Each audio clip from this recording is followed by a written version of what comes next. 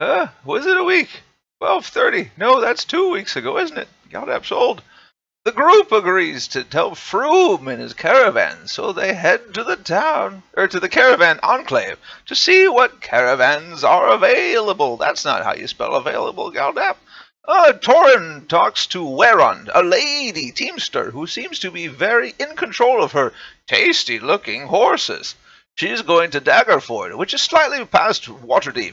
She's offering 8 GP per person per 10 day. Apparently a 10 day is how you measure things. Moroz talks to Shar, a very tall human. He's going to Dragonspear Castle, slightly further than Daggerford. He's offering 5 GP and living expenses per 10 day per person. He mentions the journey would most likely come with some resistance. Ellywick goes up to Imsa, a woman who is completely green. So, of course, Ellywick, green. She's going to Waterdeep because she's green, didn't want to be green, and is trying not to be green. She's offering 10 GP and living expenses per 10 day, and is a little green under the traveling mastery, if you know. She's a noob. Lark goes up to the moon elves, who seem to be hauling wood carvings. This is already looking nasty. There are a duo of brothers who need to get to Waterdeep to sell their carvings. They ask whether or not the group is able-bodied, and at first don't seem too impressed. We'll get back to that.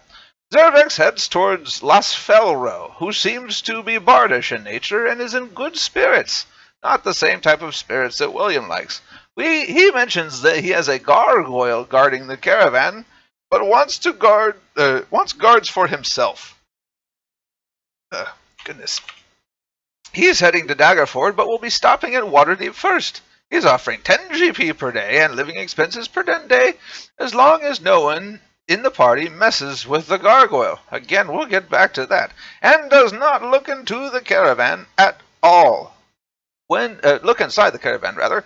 When asked what he is transporting, he keeps it very vague, saying simply that he transports goods.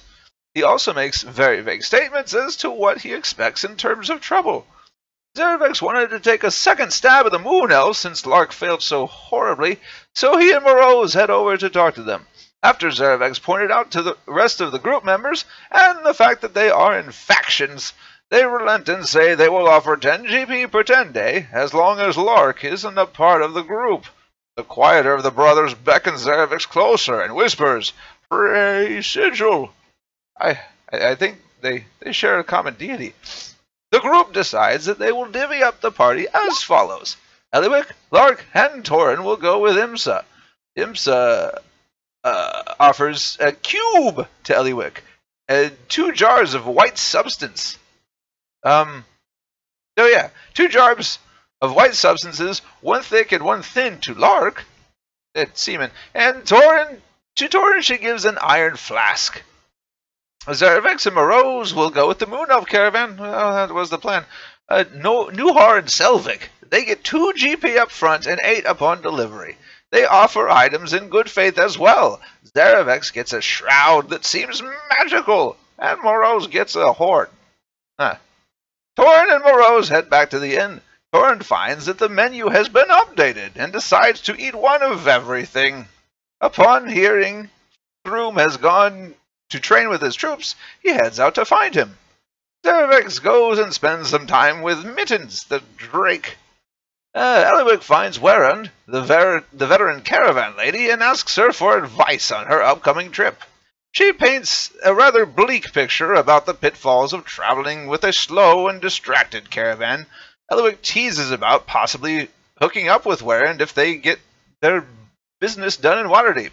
I believe that's a professional hooking up, looking at old Galdap's notes. Ellywick then heads back to the inn. Moroz goes to talk to Froome about the caravans. He seems to be familiar with the first 4. He's troubled with the Lasfelro.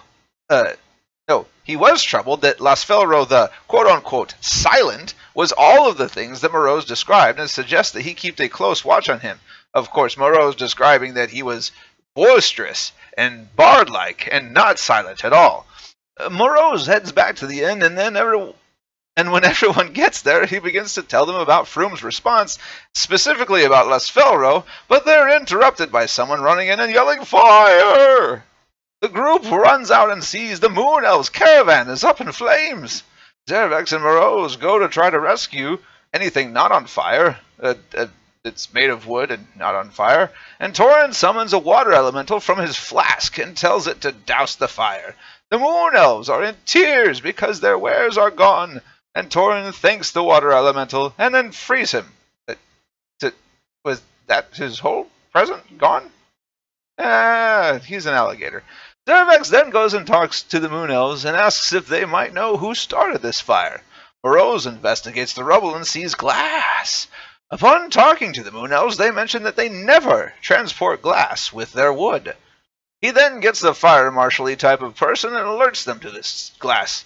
Moroz and Zerevex give back their 2 GP plus 3 GP each to the caravan and offer their condolences for the things that can never be replaced. Moroz then finishes out his report of what Froom said to the group, with the whole Lasfelro supposed to be silent, isn't silent, blah blah blah. He and Zerevex decide to seek out Wera to travel with her instead. After hearing the story and seeing that the rest of the caravan leaders went to check on their caravans, but Lasfelro was nowhere to be found. Since it was now night, they decide to check up on the gargoyle. Lark wants to go mess with the gargoyle because Lark, but Moroz cautions strongly against this, referencing the fact that Froom said gargoyles are chaotic, evil. I think we might see somebody else who is. Lark messes with it anyway. Lark at first hears grumbling and grinding of stone, but when she uses her detect languages, she is able to talk and speak with the gargoyle, which is the grinding of the stone. The gargoyle praises her on her aim, referring to the glass bulb in the fire, and tries to get Lark to go into the caravan sneakily. Lark confirms that the gargoyles can see invisible beings, since apparently she was invisible while committing arson. Lark inquires about his leash that he seems to be wearing, but he doesn't want to talk about it. Instead, the gargoyle regales her with a story of how his kind were created. I believe that Galdap heard a lot more at that time, but didn't want to write it all down. Lark keeps pushing on about the leash, and the gargoyle shares how it can be freed, which apparently also wasn't written down. She also goes further into the relationship of the gargoyle with his masters. Lark shares most of the conversation with the group, but leaves out the part where he caught her throwing the globe. So the whole group doesn't know what you all now know because Galdap told you. And oh yes, I wanted to emphasize the fact that the gargoyle really wanted Lark to look inside the caravan. And yeah, seemed giddy about it. Anyway, that's it. Galdap out. Poof. Yay! Getting real, y'all. It is. There's still a chance to get in the caravan. And I guess I didn't put in the point where I chastised the guard and like slapped him and shit.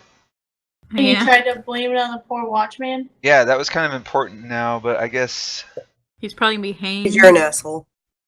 Yeah, with the way justice works, it's gonna be hanged for it. I can't believe I didn't write that down anywhere. I remembered after we were done, I was like, well, I guess I never mentioned it. Like he's gonna die. What? He probably had a family. Children I'm totally going this guy's killed. dead. Really, I next time we see elves in wood, just get Lark as far away as possible. Or Hat. don't let her talk to them at all. I don't know. I thought this turned out well. We had debates me over too. which caravan we want to go to. Now there's no more need for debate. I suppose. Okay. So, what do you want to do? Where are we? So it's nighttime. She's done talking with the gargoyle. Everybody else or the other caravan leaders have returned to their caravans, and we need to rest before we head out. Is that pretty much accurate? All right. Well, I suggest that after the events of the night, we should probably head back and get some rest. Alrighty. Is everybody heading back to get some rest? Is somebody gonna go look in the caravan? Are you going to lift the silver chain from the gargoyle's neck, because as I quote, he has tiny arms and a big head. Nope. No, I'm good. Big pile of nope. There's nothing wrong with my hands. They're perfectly fine. No problems down there. Trap is obvious. How heavy is the necklace? Oh god. It appears to be a thin chain of silver. So what you're saying is that Lark could easily use Mage Hand and remove it? Oh, Oh You can god. always try. Oh god. Gosh. Wow. I'm running very For a second, quickly I thought back to we were- my place. For a second I was I like, head back. we've got one chaotic evil person, can we see another? Let's just keep going evil. I don't want to be with my group anymore. They're mean. I mean, is everyone against this? I mean, I think it could be interesting to see what the gargoyle does. Lark. Lark, you're making your own decisions. We didn't talk to the gargoyle. We don't know anything about it, really. Well, we might see him on the road if we all leave at the same time. It'd probably be safer to release him out there. Oh Jesus. You make it sound like you're releasing a bird. Feel free to fly, he can bird. fly. Yeah, you know, let's release him out in the middle of nowhere where he can murder us and there will be no witnesses. That sounds much better than releasing him in town. I mean, shouldn't If we are going Ellywick? to die, I want somebody to see it. I mean, wouldn't you feel bad for this guy being imprisoned? I mean, you felt bad for the dragon. Yeah, that dragons aren't chaotic evil. Well, this gargoyle hasn't done anything. Look, I'm a little bit chaotic, and I don't mind an evil person from time to time, but if I ever see someone that's chaotic evil, I know to keep my distance. Meanwhile, look, I don't know, I like this turn of events. I can't remember if you're chaotic evil or neutral evil. Who, me? I'm You chaotic made neutral. her- No, Lark. Oh, I think chaotic evil. Yeah. You made her yeah, chaotic because she was evil. chaotic neutral before. Yeah, that's what I thought. And I was like, eh.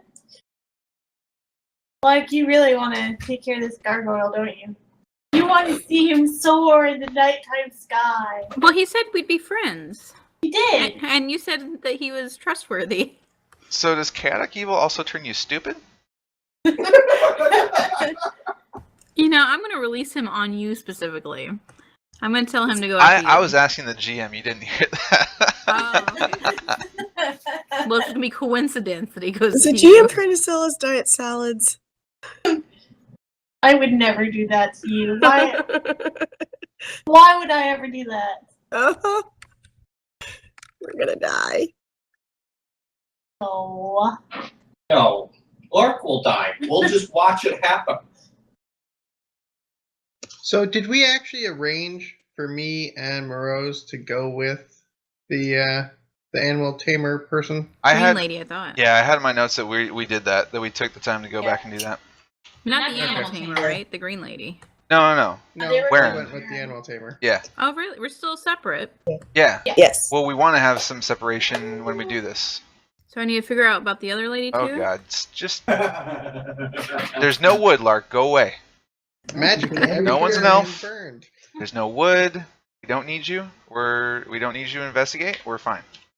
Just go to Warren panically. I need you to rebuild your caravan out of glass. It's a better plan. Of dire importance. You could start it now. That'd be But great. I don't Okay. know. Remember, I'm still covering for someone because I don't even know what the hell happened.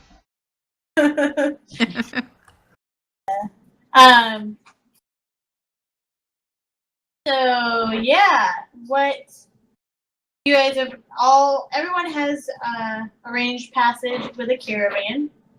And are getting ready to set out in the morning. Go back and sleep somewhere. Yeah, Thank I'm you, going Raven. back. Lift a silver shade. Yeah, I'm going back to go to bed. Me too. Sure. All right. So yeah, you all go back to the inn. Unless you're telling me you're going to do something, I am going to bed. Going to bed. I'm gonna do my usual, stuff, martial arts stuff. Didn't we get woken up? Like, You weren't woken up. It was in the middle of story time with. Yeah, I had talked to Froome about like all the caravans and everything, and then he had told me about Les Felro how we need to watch out for him, and I come back and starting to inform you guys when we heard that. Of course, I'm guessing Lark didn't hear that since she wasn't there. Correct. She was not there. She was She was definitely not there. Somewhere else? She was at an alternate location.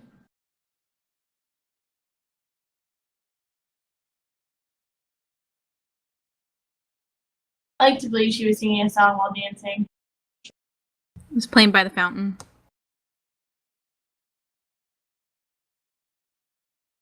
Ah, yes, the fountains with water. I can't read those words. I know, I was like, I feel like you don't mean for this all overlaying. The Carter's calling to you. You want to know what is in there. The gargoyle is your friend. You can trust him. Do as he says, please. You should use a different color.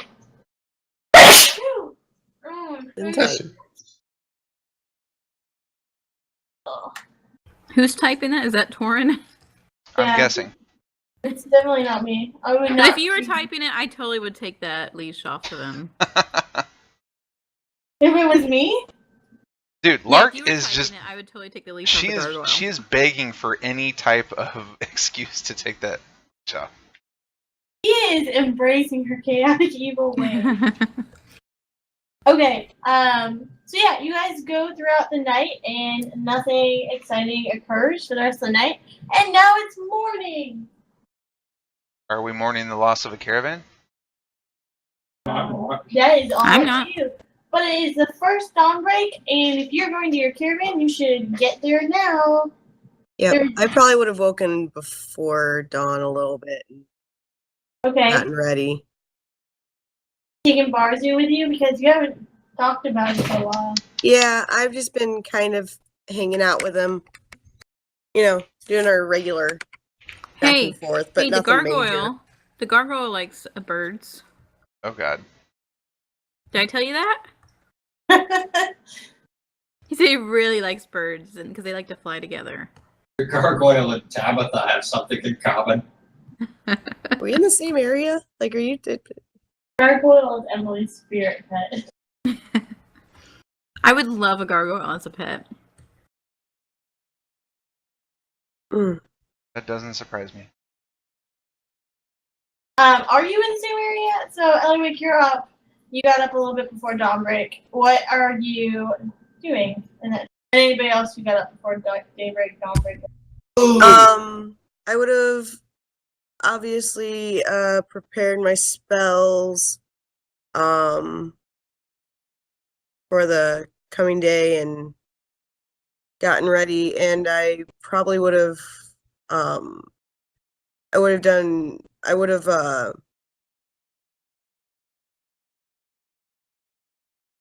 done my why can't I think of words?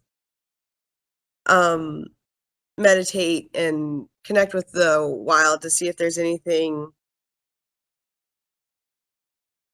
that's seeming noteworthy or dangerous or anything that I need to keep aware of since we're going into something scary. Well, I mean, okay, so you meditate and the world seems as it should. You wouldn't necessarily think this is going to be like a really horrifying experience. Okay. Unless you don't like caravan. Then I can understand the... Okay. No, I just since we know that caravans get attacked, I would be like reaching out to see if there's any like negative energy somewhere specific or There's if it- definitely negative energy. Okay. And then I would have gone down to the inn and gotten. Well, if I'm up before dawn, is the kitchen open as I go down there? Yes, there'd be one person down there just kind of hanging around.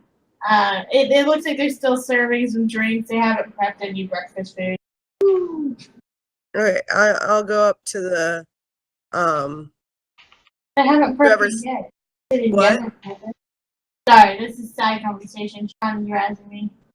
Oh, I was gonna say I'd go up to the bartender or whoever's looking in charge and say, good morning.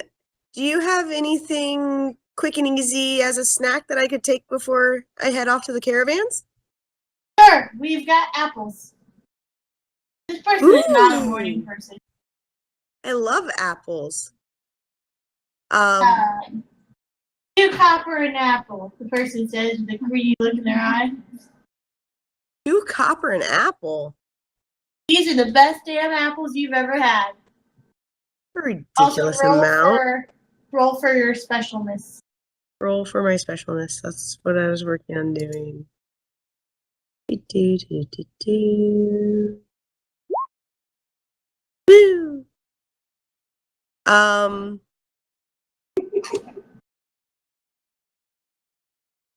You can try to persuade him. Yeah. You said 2 copper an apple? Yeah.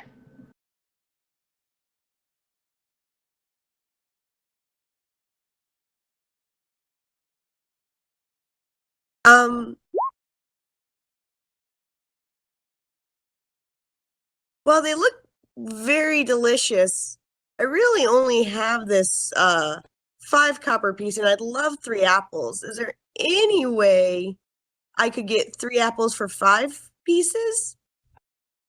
And do I need to do persuasion? Yeah. Ouch. Nope, 2 copper an apple. If I don't do it this way, the landlady is gonna get really upset. We have to be able to pay rent this month. Yes, they're renting their tavern. Because I didn't pay rent last month. Yes, exactly.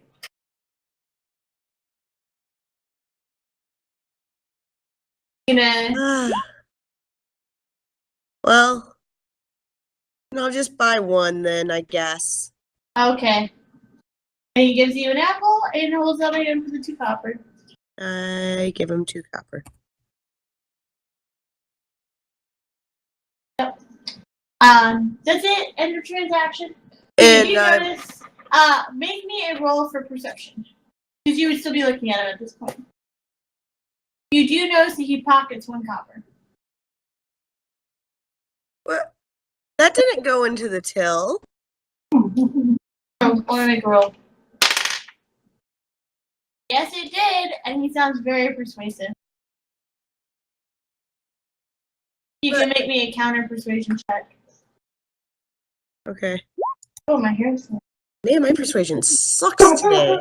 I didn't realize you re-rolled for a second. You believe him. Like, maybe you saw something else. Oh. Okay, well, have a good morning. You hear grumble, grumble, grumble. I take off and I'm going to talk to Barzun and say, can you believe that was 2 copper, an apple? As I hand him some bird seed. You say, can I put on his head?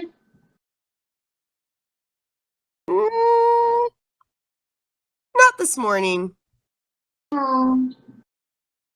Tomorrow morning?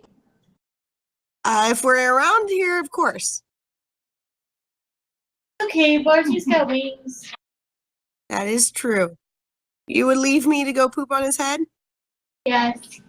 What if we come across a bunch of people that are going to try and raid our caravans and you don't have any poop stored up?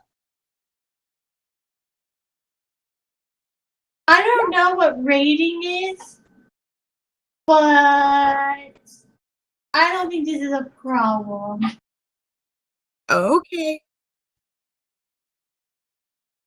Barzy always has poop stored up for Lark. Always.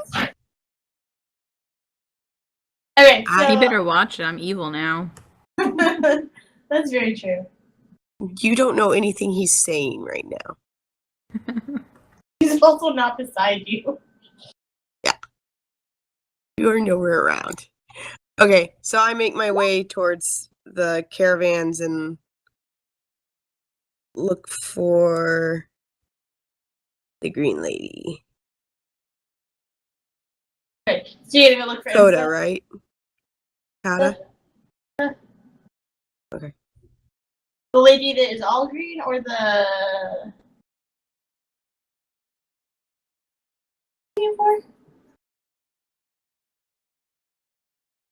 What? What are you looking for?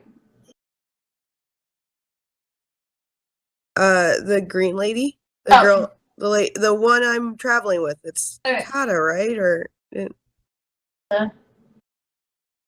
what? No, it is not Kata. Kata was the chick that was the person at the different town Okay. that summoned the thing to hold the egg. Yeah, She had Okay. the egg holders. Jesus Christ, dude. Sorry, I'm like 2 months trying to ago. scroll back and find names because I was really tired last week. Or Imsa. Yeah. It's Insta. Okay. Okay, so you're gonna go find her. Yep. Everybody else who's waking up, what you doing? Oh. I want to go to the horse check.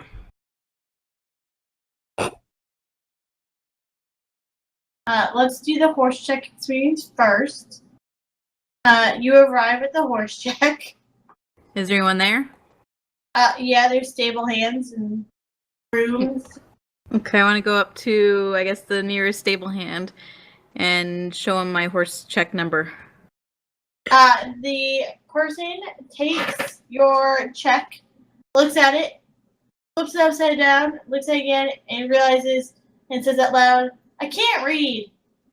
Okay, I'm going to snatch it back from his hand in an exasperated manner and look for someone else that can read. Okay. I mean, there's plenty of people around taking care of horses and Okay, taking care of me. I'm going to yell out, can anyone here read? Yeah, says one person from the back. Okay, I'm going to go up to him and hand him my horse check. Okay. Very he takes your horse impatiently. check. What? Very impatiently. Alright. He looks at you and says, "Lady, this horse is gone." What do you mean it's gone? Well, this very persuasive half-elf came and said, "These are my horses," and took them off. But I have a horse check. He had a number written on his butt. And you just gave him away? Yes. But it wasn't me, it was her boss. Okay, well, what are you going to do to fix this? I stabled this horse here and was told I could pick it up later. I believe it was stolen property. What, my horse was stolen property? Yes. This is obviously way over the guy's head. Make me a persuasion check to see if you can get anything out of him. Make one too. You gonna roll? He is not persuaded. Can I speak to your manager? He'll be awake in a few hours. Where's he live? And it's he kind of just looks at you like, make me an intimidation check. Oh, that's like that name. Leosin. Oh, let me make a check. He's intimidated. He says, in a house up the street. Well, take me to him right now. I'm leaving this morning. I want my damn horse. It's not your horse. He doesn't know that. He might have been told that. Because he was probably there when Leosin came back for the horse. You just told me a second ago he didn't know anything about the situation. Telling you that he's very indecisive. Alright. So you intimidate him. He takes you to this house. It's very run down looking. What are you going to do? I'm going to knock on the door. You knock on the door. And what type of knock are you doing? Like, I think it's not like a friendly knock. It's probably like a police knock. Right, it's like a very loud, I'm very impatient, I want my freaking damn horse knock. Okay, so you start knocking. Please don't knock on a glass counter. You start knocking, and a tall, burly person opens the door and looks at you and goes, "What do you want?" I want my horse. I'm going to shove my paper at him. So he takes your horse check thing and goes, this isn't your horse. What do you mean it's not my horse? I stabled him Leosin's here. horse. Whose horse? Leosin. Who's Leosin? Are you asking in character or out of character? In character. Okay. He's one of the Harpers, well known around here, and it's well known that that is his horse. He gave me that horse for traveling. You just gave it away back to him? It was probably a one-way trip, not a forever. Then why do I have this card here with a number on it? Does anyone can come up and say, that's my horse, I want it back, and you're just going to give away my horse? Maybe a roll for persuasion.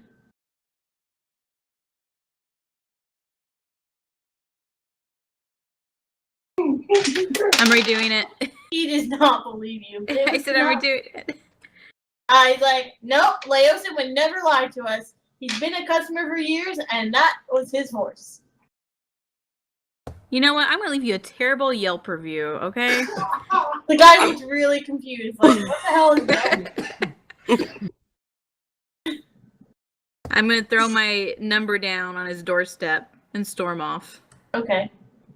The other person that got up was Torren, right? Yeah. Food. Yep, there's food. What food? Let me look what I wrote.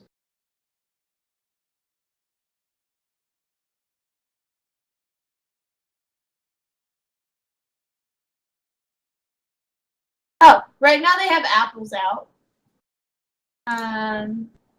They're also offering rye porridge with a mug of mead. They're offering some roasted shrimp and curd cheese, dried sausage and peas with a cider. Torren will take apples. They are 2 copper and apple. It's also a different person than for Ellywick. Apples do you want? Torren does not believe that they are worth 2 copper an apple. What do you roll? Private dice. You can't roll private dice. I'm rolling for the role play, not for anything like that. This is clearly a perception. No, I am rolling whether I think Torren would believe that apples are worth that much. I'm not rolling a perception check. Straight up role play.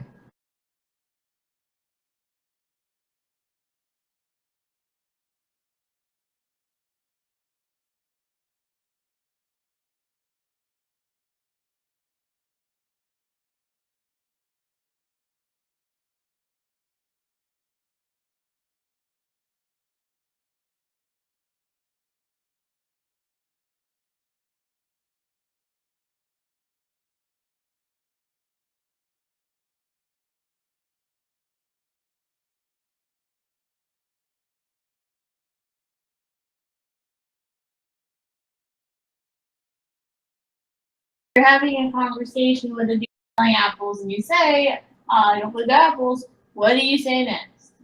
Up to him. I said, I don't think your apples are worth 2 copper. And he just stares at you. Then I walk away. No deal with apples today.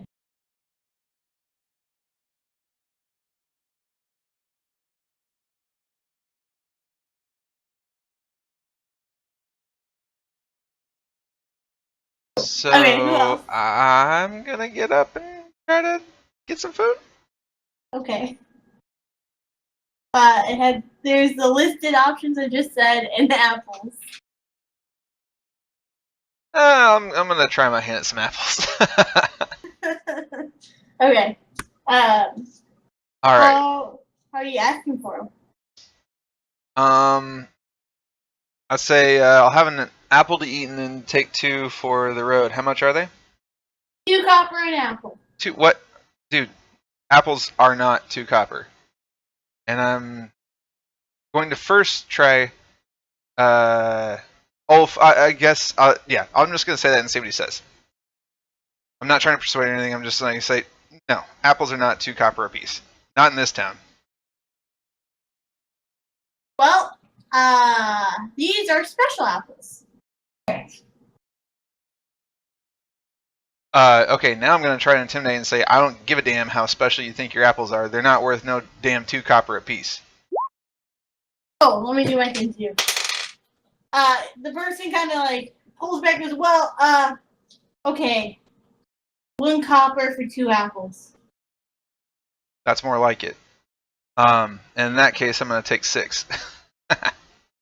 Wait, no. Let's make it. Yeah, sure. What were you gonna say? I was gonna say let's make it an even 10 then. I'll give you a 5 copper. Okay, that'll work. And the person pulls out like a little paper bag for you. Yeah, he does. Here, and puts the 10 apples in. I can't wait to show these apples to my teammates. Here, Why would you feel like that? Huh? Are you doing that in character? What? Saying Saying you can't wait to show it to us? No, I'm not in character. Okay. I just Okay. What else are you doing this morning? well, I mean, I'm gonna take one out and eat one, but then I guess I'll just try to go catch up with the group first to see if we can. I want to try to rendezvous with everybody so we can get our plans about us, and then just I guess head to our caravan. So, do I see anybody around? You would see that Torren is around. Okay. Ellywick, I don't believe you were there, and Lark, you were out in the wild while this was happening. And in the wild, I mean, trying to shake down poor stable people. Poor stable people. They stole my horse. They were literally the definition of poor.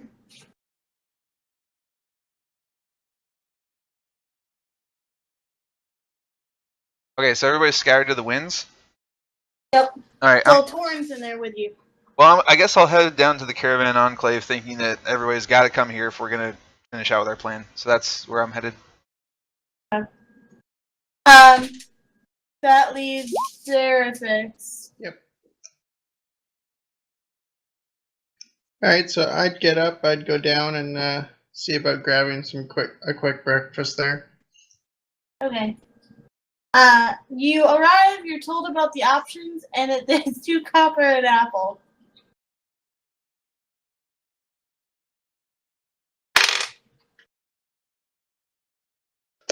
I don't know, I'll get the shrimp and whatever. I don't remember what else it was. The shrimp and curd cheese. Yeah. Alright, it's 3 copper pieces. Alright, and what I'm gonna ask if they have any scraps of meat as well. Sure. The person looks at you and says, well, we have some leftover sausage. How much do you want? Say a pound or 2. How about you just buy the sausage meal? We can give you. Well, that works. And how much is that? The pound or 2 of sausage would cost 5 copper for it. And that's what I buy. Perfect. They only run a racket on apples. I see that. That's just life, man. It's the hard apple market. Same place that was selling Phoenix meat the other night. The hard apple market, man. Alright, so after I eat, I'm gonna go pick up Mittens. From the mitten check. They might give your lizard away. Your lizard is there. I'm gonna give Mittens the sausage. Mittens happily eats the sausage. And then I'm going to Yourself. hey. I'm sorry? Not you. Oh. Person behind me is laughing like a schoolboy. Alright, I'm gonna take Mittens and head towards the the caravan location. So, has everyone done their thing up to this point? I didn't get breakfast. Okay, what do you... Well, no, you were shaking down people. So that means I don't get breakfast. Well, it means that you have to get breakfast on your way to the caravan. Okay, is there any carts on the way to the caravan? Sure, there's a lady selling meat pies. Anything else other than meat pies? It looks like there's also a fruit pie. Like Okay, a hand fruit pie. I'll take a fruit pie. It is just labeled forbidden fruit. Forbidden fruit. Yes, and it's written in fancy scrolling writing. What type of pie is this? It is are you asking the lady? Yeah, oh, it's a lady. Yeah, I'm asking her. Yeah. It is a forbidden fruit pie. I've never heard of this forbidden fruit. Well, it is the most delicious thing that you could ever have. But it's forbidden in some parts of the Sword Coast. Not here, but some parts. Do you have one of these fruits on hand? Of course! And Can I see it? Yeah, so she pulls out a fruit, and it looks like a combination between a pear and a mango and... So an avocado? Shut your face. And a passion fruit. So why is it forbidden? Die over here. Well, you see, in some parts of the Sword Coast, it is thought that eating this fruit brings misfortune. So many places outlawed it and forbid their people to eat it, for they did not want misfortune on the gates of the city. Do you have any non-forbidden fruit pies? She looks at you, she goes, we have mango and apple. I'll take an apple pie. Okay. So she pulls one out, it's steaming hot, and she goes, 1 copper a pie. Okay. I'll take one pie. Okay, so she gives you a pie, subtract your 1 copper. How is an apple pie 1 copper, but an apple itself, which normally you take like 5 apples to make a pie, cost 2 copper? You didn't go look for the cart, did ya? I'm just saying, it's literally very obvious that these people are running a racket inside this tavern with apples. So how big is this pie? It's like a hand pie. Like, think about McDonald's apple pie. Actually, that's terrible. I don't know how big an apple pie is. So like maybe 4 inches in diameter? Yeah, that's pretty fair. Okay. So I'll eat my apple pie and give some crumbs to Tabitha. She Okay. likes that. Yeah, And we'll head to the caravan. She's a little bit hesitant at first, but she happily chomps on what you give her. And then you make your way to the caravan? Yep. Perfect. People who have not made it to a caravan are you. Why wouldn't I have made it to the caravan? Oh, I didn't you eat said- breakfast. Is the caravan? Are you in the caravan? What's happening? Oh, Where why are wouldn't you? I go to the caravan? I I have know. to meet with the caravan and leave with it a day break. You know if you were doing it special over there. Like burning down a caravan? Like, I have no idea. I find you all very unpredictable. Okay, then Ellywick. Yep. You go So- to the caravan. Yep. So I would have gone up to the caravan where IMSA was and said, I'm here. I'm ready for when we're getting ready to leave. Okay. So you all are at the caravans, and you happen to notice that amongst the group, there are a few more people than you saw the day before. And that includes... Do they also happen to notice my sack of apples? They would notice your sack of apples. But I can't find them. How many people with sacks of apples are like drug dealers in this town? No, just in the God, end. It's not the whole town. It's It's literally just the the one end. inn has an apple racket. That's not how a racket works. It is. She never said it was a successful racket. Yeah, I never thought they were actually making much money. How much are your apples? 2 copper apiece. Okay, walks out the door, finds another place selling apples for less. Yeah. 3 feet away. Yep. Look, they're just preying on the drunk. Alright, so you notice that there are a few more people than there were, and 2 of them stand out. One is a human that is dressed in red robes. And he has a head covering that covers, well, his head and his forehead. Everyone make me a history check.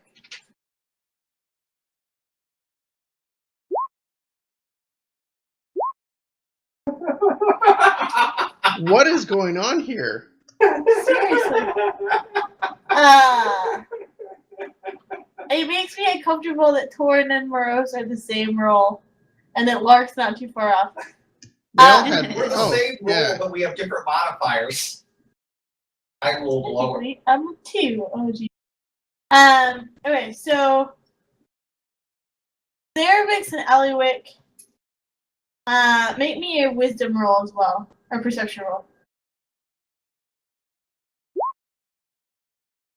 You, Ellywick, wait. Zerevex and Moroz. I'm so sorry, I can't talk. Zerevex and Ellywick. You both recognize that a lot of people that wear just red robes happen to be the Red Wizards of Thay. And then that's where that ends for Zerevex. Ellywick, you also notice that there are tattoos kind of peeking out under his head covering. The Red That is- Wizards of what? What? The Red Wizards of what? Say Thay.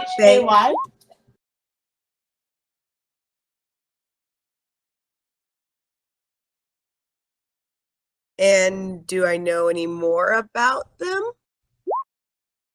No, that's pretty much all you know.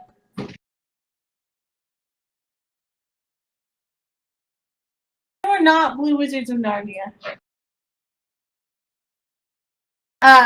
They were black robes. Black and blue robes. We're not of Narnia. Did I spell that right? No, Thay. A-Y. Get the H and the Y. No.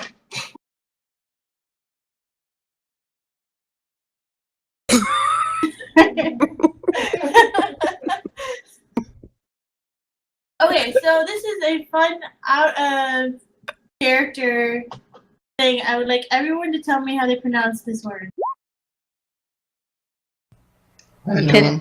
Wait, Pendulum. one at a time. Ostrich. Shut your face. Pendulum? Pendulum? Pendulum. Pendulum. Pendulum. I got corrected in front of a class of 5th graders by the 5th graders and the teacher for saying pendulum instead of pendulum. Pendulum. Pendulum. Pendulum. Pendulum. Pendulum. Turns out both are correct. Why would it be?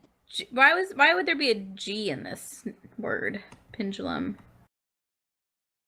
I don't want to think about it too much. I just wanted to point out while we were having fun with spelling that I refuse to believe that pendulum is the incorrect way of saying that. It's probably We also a have fun weird with flags. pronunciation issue. French was mixed in English. Yeah, but then it's not like it's a medulla oblongata. I think it's pendulum. I don't know. I always call it pendulum, but Pendulum. other words don't have the It's- j sound in it. I guess Then you do again, it both is ways. English, so So the only Pendulum. native to this town that says pendulum is Gretchen. Literally everybody else, like there's a clear line at the Peoria area for a pendulum and pendulum. How interesting. if you go to dictionary.com, it does have 2 different. Actually, it's got pendulum and pendulum. Yeah, it's got both of them there. Yeah. So I just was like, what the heck? When I was corrected by a classroom of 5th graders and a teacher. I was like, you Well, how can did never this take come me up? alive. How did this? Also word remember I was come up? raised by a scientist. What was it, Emily? How did this word come up in front of a bunch of 5th graders? Physics. Because they're doing, they're building things to make things do things. And you, Oh, okay. you never got them Very to swing careful. your way? Okay, so D&D. Say that like you aren't the one who just sidetracked us. I was fully aware of the fact that I did. It's a burning question I had. So stop. If you cannot handle your dice, I will handle them for you, and you will. Oh. Perfect. Okay. The other person that has joined that stands out is what is a female gnome, and she is dressed pretty much in all leather armor. It's black and brown. It looks pretty high quality. I'll be right back.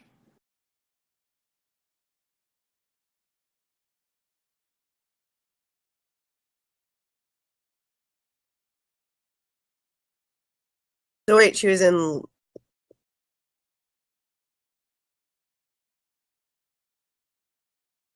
She was in leather armor. That looked really nice. And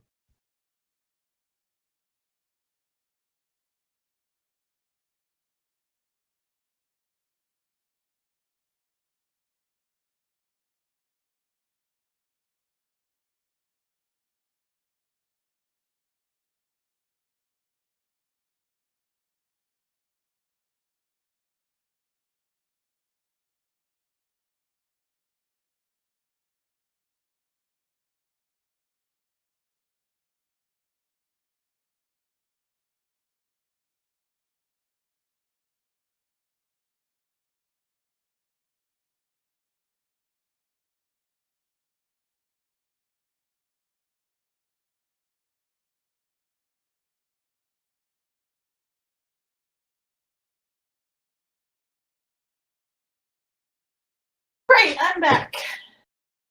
yay! Did you describe her one more time? She is a female gnome, and she is dressed in some nice leathers that appear to be of high quality, and they're black and brown in color.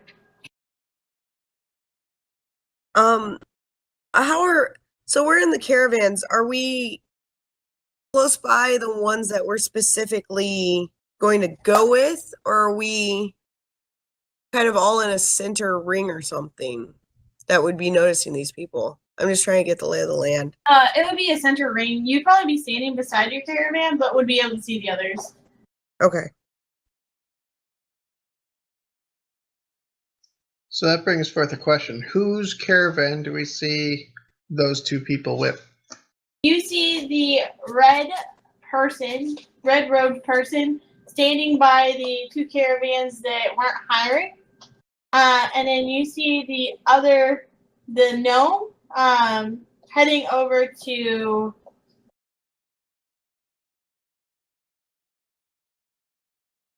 Warren's. So to Zerevex and I's, did you say there were a group of red wizards or just one red wizard? It was just one. Okay.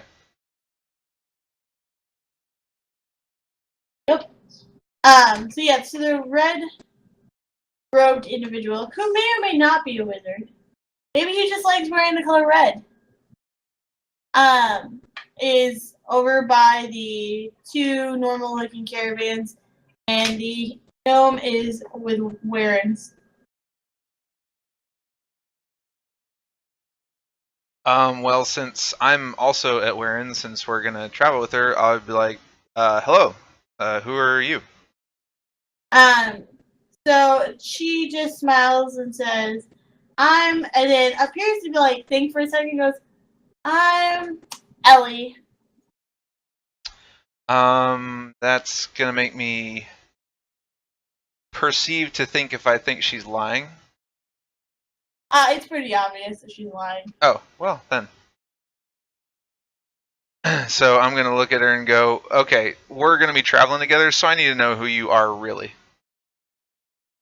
And she kind of gives you a smile and says, fine, I'm Eleanor, but I like to go by Ellie.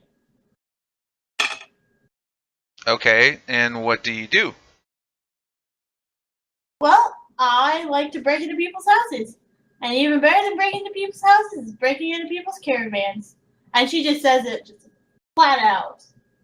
And you're traveling with Warren? Oh, yeah, of course. Does she know this?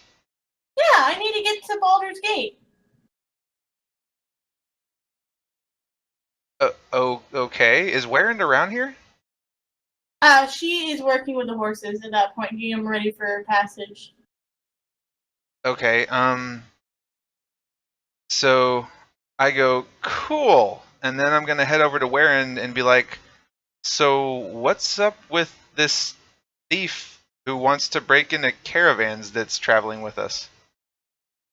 When you ask where, she laughs and says, don't mind Eleanor. She doesn't break into anything. She might wear fancy armor, but that's pretty much the beginning and end of it. She's pretty well known around here for her talk, but her pocketbooks are deeper than her breaking skills. Gotcha.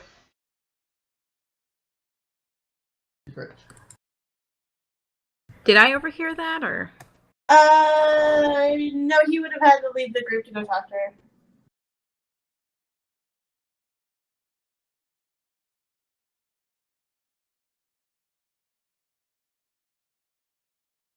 So, Well, I guess, how close does it look like we are to leaving?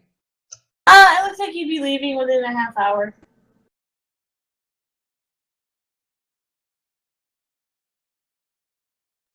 So is the caravan just like one wagon, or is there multiple wagons per caravan group, or what?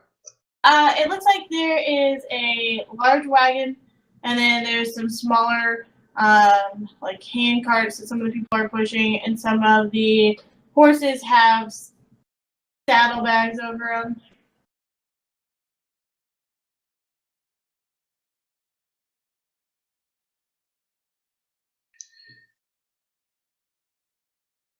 Is IMSA close by in this group, or are we just kind of? I would have assumed you would have gone to us caravan. Right. I'm just saying, is she like right by her caravan? Like, would I be like next to her? Well, she would be checking through the caravan, so you'd probably be close to her, but not necessarily right next to her. Okay. Well, then I'll head near her to where she is without like trying to bother her or interrupt her, and ask, do you know what's up with? I know they're the Wizards of Thay, but I was wondering what they're doing with those caravans over there. What caravans? She says to you. The ones that weren't hiring anybody? I'm not sure what's up with them. They wouldn't really talk to anybody either. Huh. Do you need any help from me right now? If you want to go through this list and check to make sure everything's in and set up, and she kind of hands you the list that she was working on. Okay, it's so just I'll a list help of, her. like, I'll help her with that. And plan to meander near that way, depending on how the caravans line up as we're traveling. And I'm going to make a mental note to talk to Frost or talk to Moroz or Zerevex, depending on where they line up.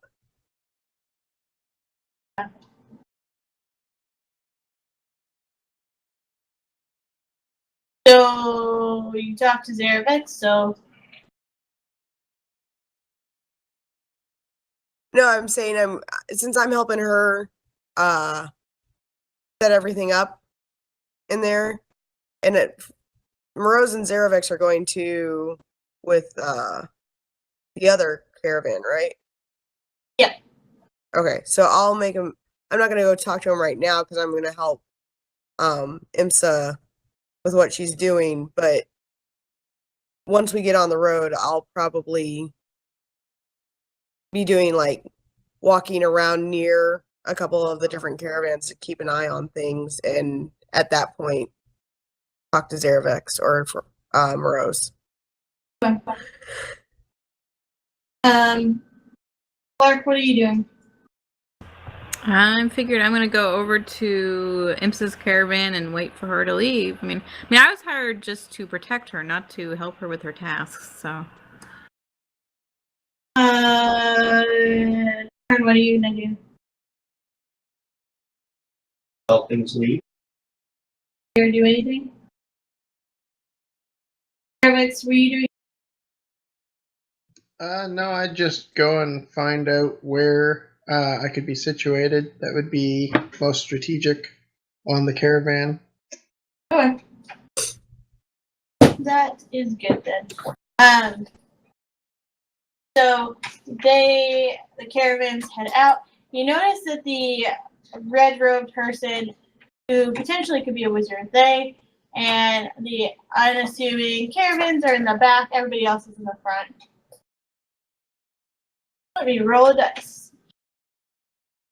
So those were 2 caravans, right? I have a D12 I can use. Is the gargoyle caravan with us? I have a D12.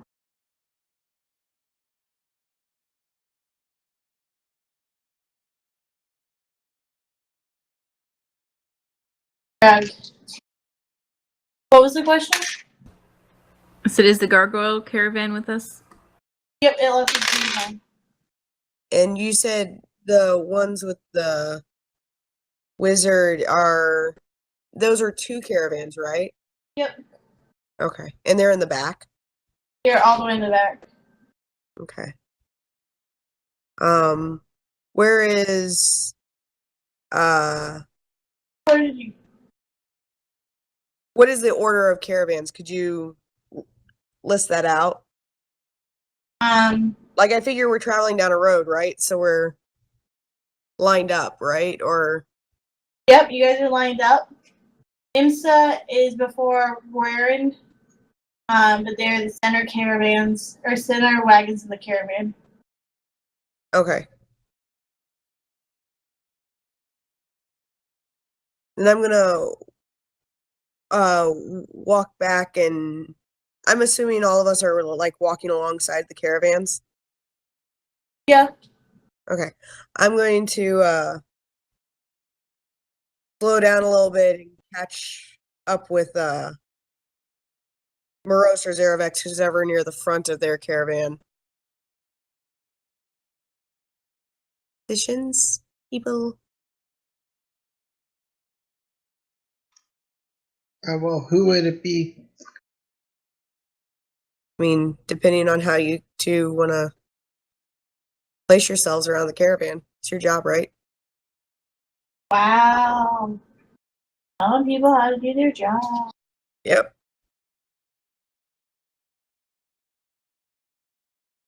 Okay, I'm Well, going to walk up to Moroz. Moroz! Did he fall asleep? No, I didn't. Yes, No, he's playing a game. I'm not. We are playing a game. There can only be one game at the same time. I was hearing dinging. That's not a game. Is it Duolingo? That's the microwave. It's the microwave. What? What would you like? So, did you see that guy dressed in the red robe? Yeah, I swear I thought I'd seen him before, but I just can't recall anything. I feel like he's part of the Red Wizards of Thay, but I don't really remember very much about them. But they're all the way back in the back of the line, and I wasn't sure if we need to be concerned about them tipping off something or sending a message if they're, because that caravan, those 2 caravans didn't need any help or weren't hiring anybody. And it looks like the only guy with them is that wizard.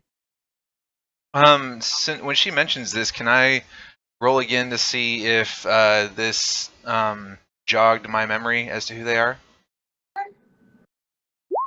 Damn it. There's not. I mean, yeah, that makes a lot of sense. I'm saying this to Ellywick. That makes a lot of sense. I suppose we just got to keep our eyes on them. I mean, really, with this whole thing, there are so many angles that we have to be covering all the time. But I think that's definitely something that we should keep our eyes on. And I'm gonna tell her about. Ooh, yeah, that's a good theory. But I'm gonna tell her about this strange gnome who straight up said she wanted to rob stuff, but when I talked to Warren, who seems to have her wits about her, said that no, she just talks big, and apparently everybody knows about her. So, actually, but the problem is, IMSA doesn't really do caravans. I'm gonna ask Ellywick. When you go back, ask her if she knows anything about Eleanor, this gnome. Just see if you can get a general feel of whether or not she's known around here. When I saw Eleanor, would I have had good feelings about her, or did I roll a perception? You can roll backtrack perception. of perception? I mean, you would see her walking in Warren's party. Can I roll a just perception about her? Yeah. That sucks. You don't really feel any which way about her. Okay. She looks like a gnome. I mean, I could talk to her. Yeah, just see if just see if you get any general vibes off of her. Because again, apparently she's well known. So if she's well known, then should be pretty recognizable. If not, then maybe we need to be a little more skeptical about her as well. Well, I mean, we do kind of joke around. Yes. I don't know. Just see if you can figure anything out. Yeah. Yeah. I'll fall back and see if I the gnome he's talking about. Did we get? Oh, he got a name, but did he say? You didn't say a name when you were telling me, right? Yeah, I did. I mentioned Eleanor. Okay. Then I'll hail Eleanor and say in Gnomish, "Good day to you. I hear we share similar names." Make me a perception check.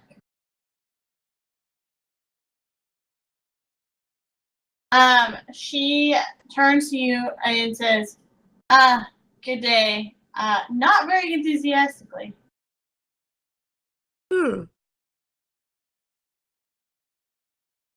Is there something wrong? Nothing's wrong. Just work to do. Things to watch. Places to go. And she seems like she's, fluent in Gnomish, right? Yeah, that half of the distraction is. But yes, she's fluent in Gnomish. She's not having any issues. Okay. Well, I'm up with the IMSA's caravan, and I was just checking back here to see how things are going. Have you noticed anything today? Not much, but you noticed any shiny objects or robed people? Not that robed guy, not that one, but other robed people. You've seen other robed people? No. Have you seen other robed people? Oh. I don't recall seeing other robed people other than the one way in the back. And she does a deep sigh. She goes, okay, well, you said we had similar names? Yes. I'm Ellywick. I hear your name is Eleanor?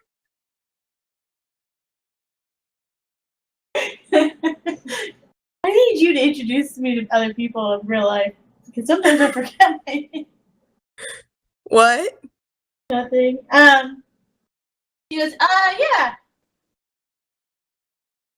That's really exciting. Where do you hail from? I don't really think that's appropriate information for you to know right now. Oh. Yeah, nothing personal. Just don't want to talk about it. You'll understand, right? Like, you totally understand. Sure. Does not completely understand. No, does not completely understand at all. Does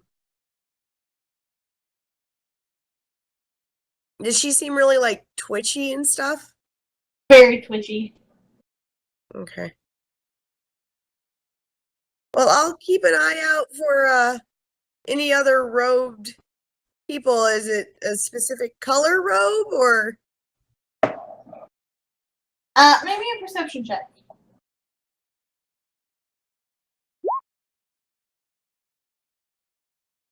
No, not really any color. Just rogue people on the highway. Okay. Sounds good. Take care. Alright, And you notice as soon as she stops talking to you that she kind of edges back more. It starts to like wander closer to other caravans. She avoids IMSAs. Does she look like she's going closer to the ones in the far back? Yep. Or But yeah. she doesn't go directly. She doesn't go up to them. She just goes closer to the ones in the far back. Okay. I'm gonna keep an eye on that, and as I walk back up towards my caravan, I'm gonna tell Moroz, yeah, there's, and I'm gonna be quiet as I pass him and say, yeah, there's something fishy about her, and she's dropping back closer to those. I'd keep an eye on her and the wizard. What do you mean fishy? She seems really jumpy and doesn't really want to give much information. So, as a fellow gnome, what does it usually mean if people are, or if other gnomes are jumpy or twitchy? I mean, that's not a normal thing, right? Like, I would know that doesn't seem very gnomish, right? It doesn't seem very forced gnome-like. Yeah. Okay. Not a lot of the gnomes I'm around, but maybe she's a different creed. But she does just seem very jumpy and doesn't really want to talk about herself very much. And she was, falling back towards that other area. She did mention to keep an eye out for robed people on the road. So whatever that means, I'd keep an eye on more robed people other than the wizard that we already are. So she seems somewhat like a thief. She said she was the thief and she was going to rob people, but when I went to talk to Warren, she sort of shrugged that off. Based on what you said, she does seem more like a thief because obviously she's paranoid and she only wears leather. And then, yeah, that the way she's sneaking about there, she really does seem like a thief. So definitely let IMSA know. Like I said, still talk to IMSA and see if she knows her.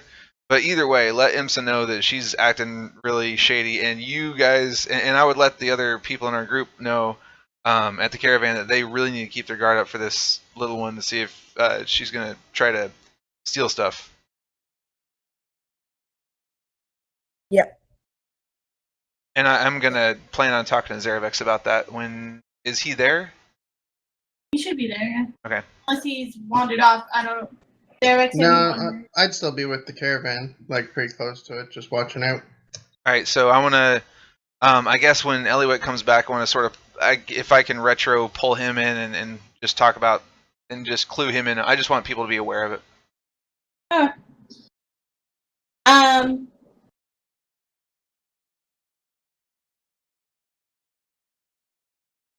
So I would like Ellywick, not Ellywick. That's not the words at all. Lark and Torren back.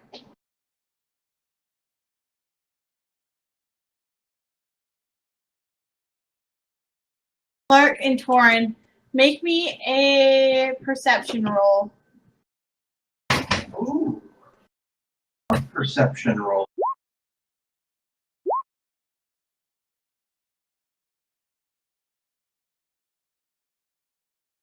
There's my good roll for that. Oh, good. Okay.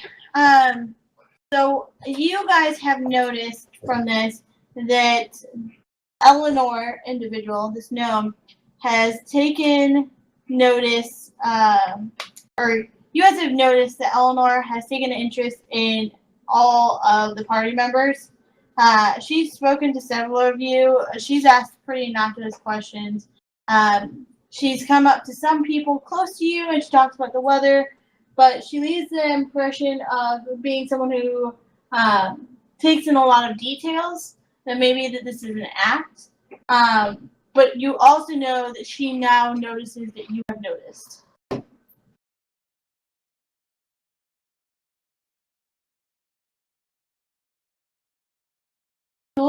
Cool? So she notices that we notice her, noticing us. Notice us noticing. Notice that she noticed. Not playing this game. Party pooper. Who's on first? So you guys continue your trek through. Are you guys gonna continue mingling with people, or? Yeah, I was gonna go up to Imsa and ask her about Eleanor. Oh. Is that okay to do now, or? Yeah, you're fine. Okay. Hey, Imsa. Just been looking around. Do you, know much about Eleanor? No, I don't recognize. Well, there's Eleanor's back where I'm from, but I don't know really anybody from Amphail. Oh, she's from Amphail? No, but so if you remember, Imsa's not native to this area. Right. Okay. So she's just saying, I don't know anyone from Amphail. If you're talking, it's implying like, if you're talking about this person as if like, oh, do you know this person from Amphail? No, she has no idea. Okay. Okay, I just wasn't sure if you'd heard anything, because she's traveling with the next caravan over, and wasn't sure about her. But if you don't know anything, we're just kind of keeping an eye out on anybody around who seems a little jumpy. So. Oh, well, I didn't really pay her much attention, but I guess I should. Well, and she mentioned keeping an eye out for robed figures too, so maybe she's just really, nervous about the road. So we'll keep doing our jobs and watching out for things. Perfect. So as you say that, the caravan rounds a bend in the road, and a human head can be seen sitting in the middle of the road, what appears to be 100 yards ahead. Make me or tell me what your passive perceptions are. 11. I would like, can you write them instead? I could look them When up. you said a human head, is it attached to a body also? No. What's your passive perception?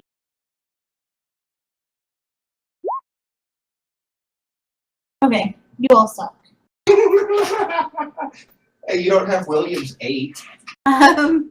Okay, so you guys are obviously continuing to approach it. As you get closer, Soccer ball. Kick.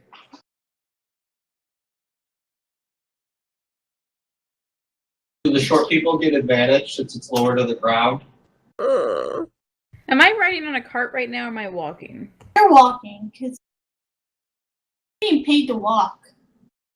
Can I ride my rug? Because I definitely would not be walking this. Sure, you can ride your rug. Okay. That's not going to attract any attention or anything. Alright, so as you guys approach, it becomes obvious that this is actually a person buried in the road. They're buried up to their neck. There is a word on the person's forehead, and it says Oathbreaker. Is he alive? You can check. You Okay. can do a medicine check. And you don't have to go up to him.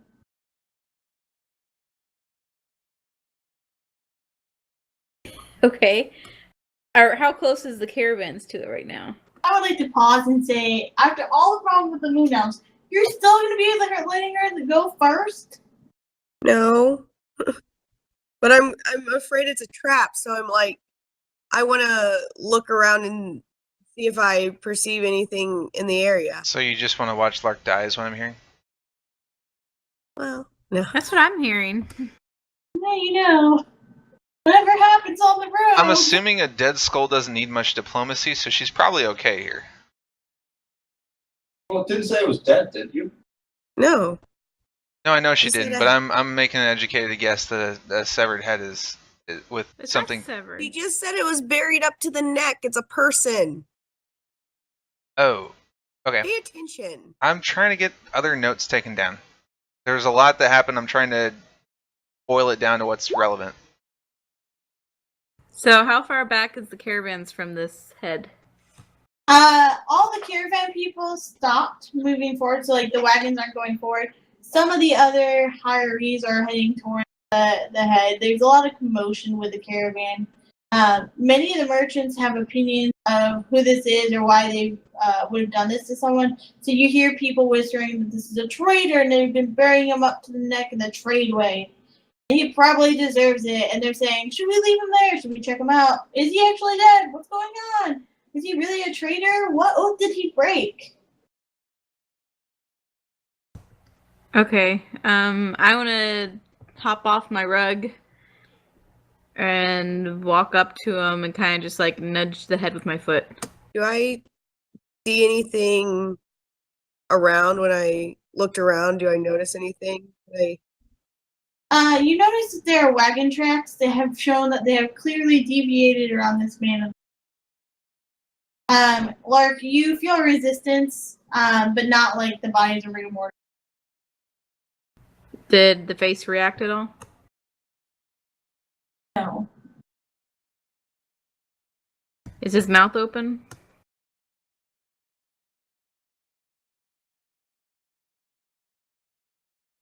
Like when you sleep, your mouth is kind of open. That type of thing. Okay. Well, I don't know about you, but when I sleep, my mouth is kind of open. Okay, I'm gonna push his mouth shut and hold his nose, but like not hold his mouth shut, but just like close it and then hold his nose and see She's if going for the murder. I just want to see if he Lark, reacts. what are you doing up there? I'm checking if he's alive. One So of the check other for a hirees pulse. stops you. Says, this is not the tradeway. Even for oath breakers, this is not the tradeway. I'm an oath breaker. You just get throw that out there. Are So does- you? I'm sorry? Are you actually telling him that? No. I was like, because I have a feeling I know how you might end up. So did anything happen when did his mouth open back up when I held his nose? Yes. He might be You still could just do alive. a medicine roll like I don't need to do a medicine roll for that. no, you don't. I'm just saying that you could have got the same. Okay. I'm no doctor. I like to believe you have a minus 20 on your stat. Okay. Yes. The mouth opened back up. Okay, so I'm gonna turn around and say, I think he might still be alive. And that starts even more commotion. You guys gonna do anything?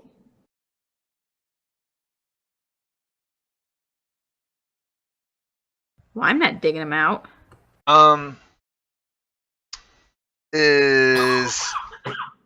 I guess two parts question. Is this anything that would have to do with any type of military punishment or anything that soldiers would do, like deserters? And if so, what would my reaction be coming from a military background? This would not be a military reaction. Okay, so I probably am just gonna let this play out then. So if you guys don't say anything, Eleanor rushes forward and says, "We have to dig him up. You can't be complacent in his murder. It starts to dig him up. Does anybody join her? Me. I'll go and join. I'm not. Can I use the mage hand to dig? Yeah, you can. Okay. I'll let the mage hand dig for me. I actually have a shovel, so. Well, that's even better.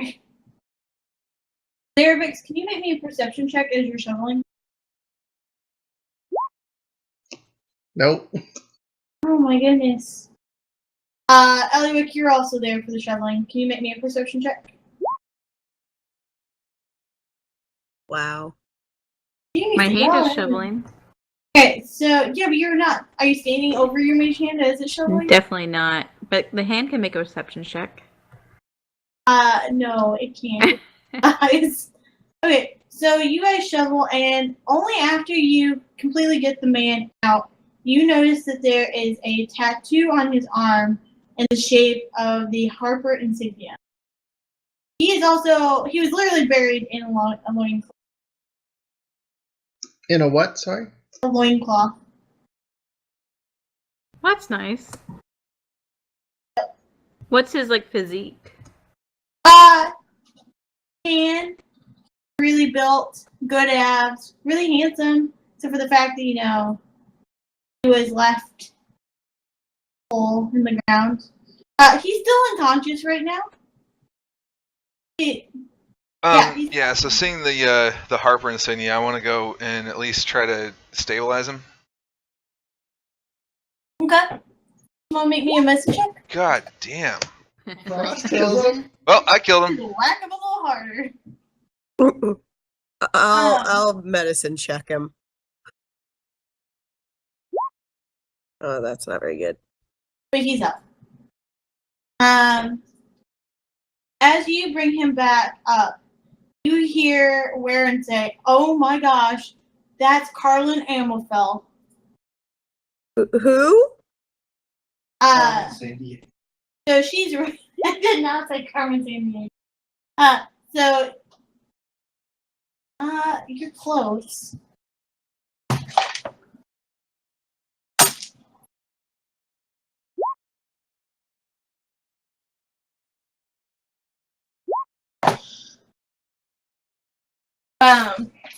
And she's like, everybody knows the story of Carlin, and then she proceeds to tell you that what the story is that has gone around Amphel is that Amphel was supposed to marry a woman, but he broke the engagement off because he discovered that her father and brothers were all bandits, and they expected Amphel to join them.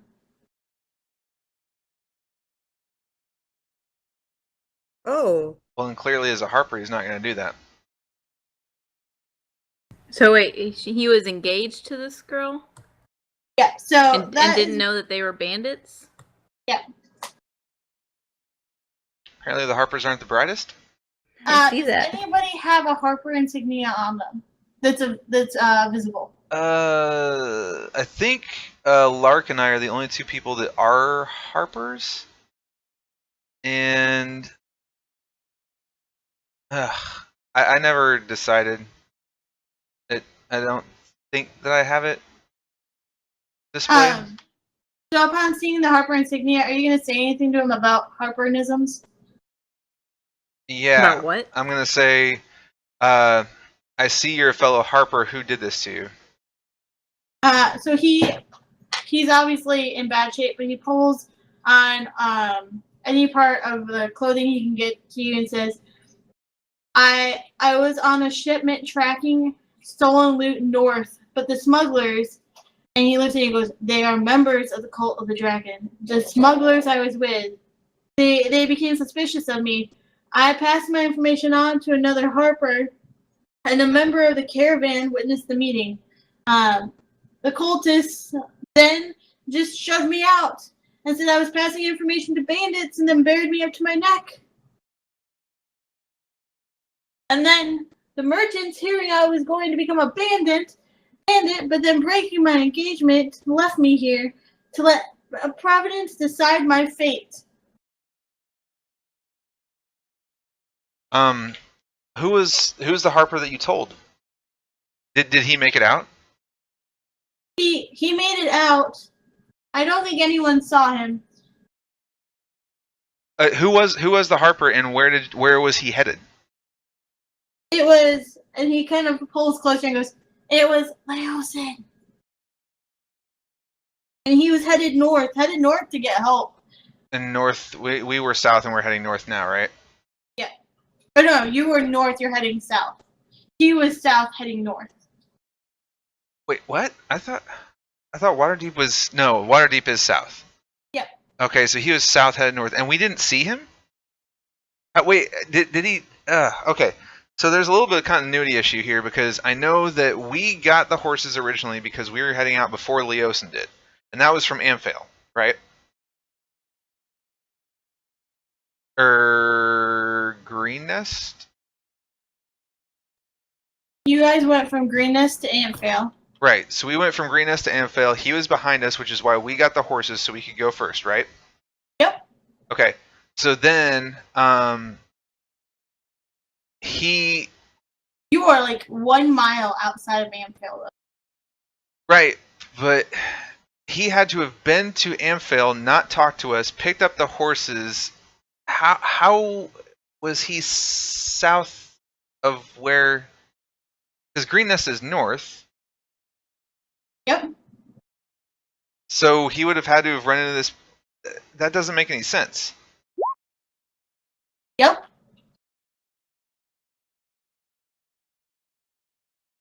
Because Maybe he has a twin. Fully aware does not make sense. okay, so I'm going to explain this to the guy. I'm like, hang on a second, that couldn't have been Leosin because we met Leosin in Green Nest north of Amphail, and we left before he did to come south to here. We didn't see him at all. So if you're saying someone came from south of here going north, that wasn't Leosin. You see even more color drain from his face as he says that. He was, well, that must be how they figured out I was a Harper. I see. Can you give us a description of this Leosin, you know? And I'm going to seriously have to write a ton of notes. So he gives you a description that this was an elf. He was in yellow armor, or yellow and brown armor. He wore the Harper insignia on his chest, which is also different than how you remember the insignia being worn by him. And that he was alone. And you remember that Leosin was with the monks that were heading monks at Bear Dusk. Right. But okay, so he was the caravan that he was with that buried him, was that the one that had his betrothed on there, or is that just a different band of bandits? His betrothed was not on said caravan. He was with the caravan. Caravan made up that story. Right. According to this guy. Wait, who made up this what? According to Carlin. Yep. There was never a betrothed. That this was a story that was told to the merchants of the caravan once the cultists figured out that he was a Harper to get rid of him. Okay, Jesus How Christ. did our caravan already know this story?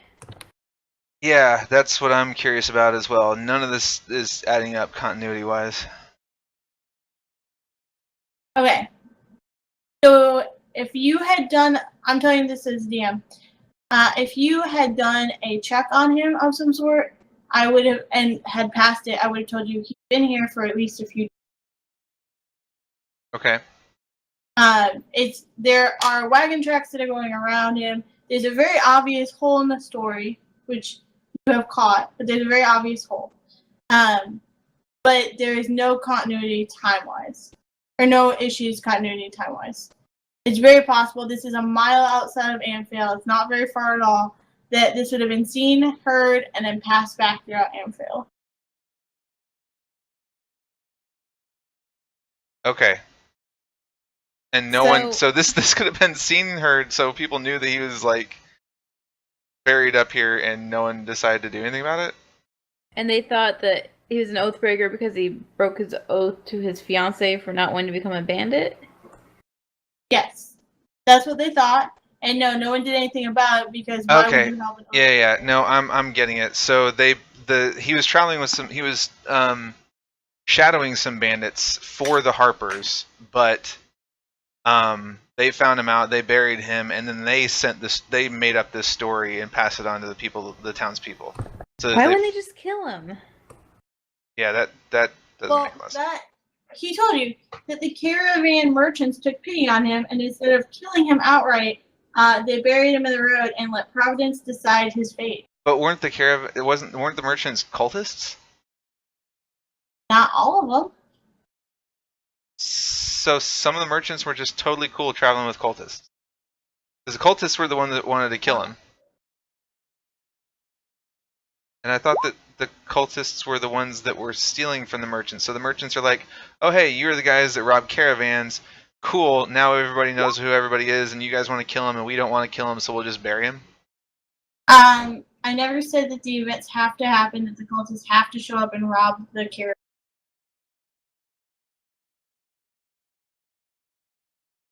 So cultists are protection for some caravans? Maybe. I'm so confused. Anyway. Alright, I'm gonna... Everything's black and white. If you guys want to talk about... I'm gonna try to copy some of this crap down. I'm a bit behind.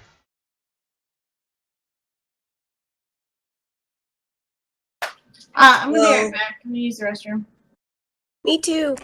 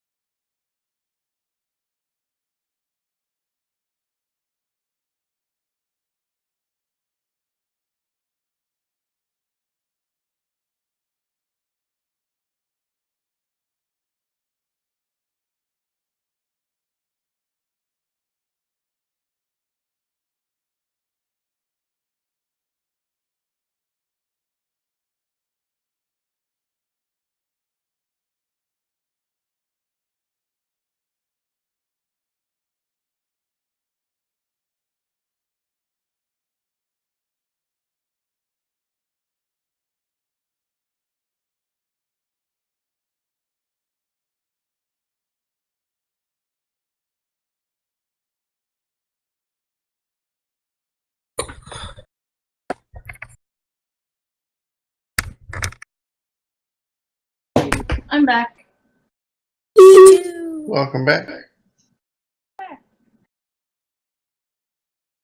Okay, I think I got my notes back together. I do need to take a quick bio break as well, but after having written down the notes, I do have some more questions for this fellow that I think might help solve the continuity issues. So give me just a moment.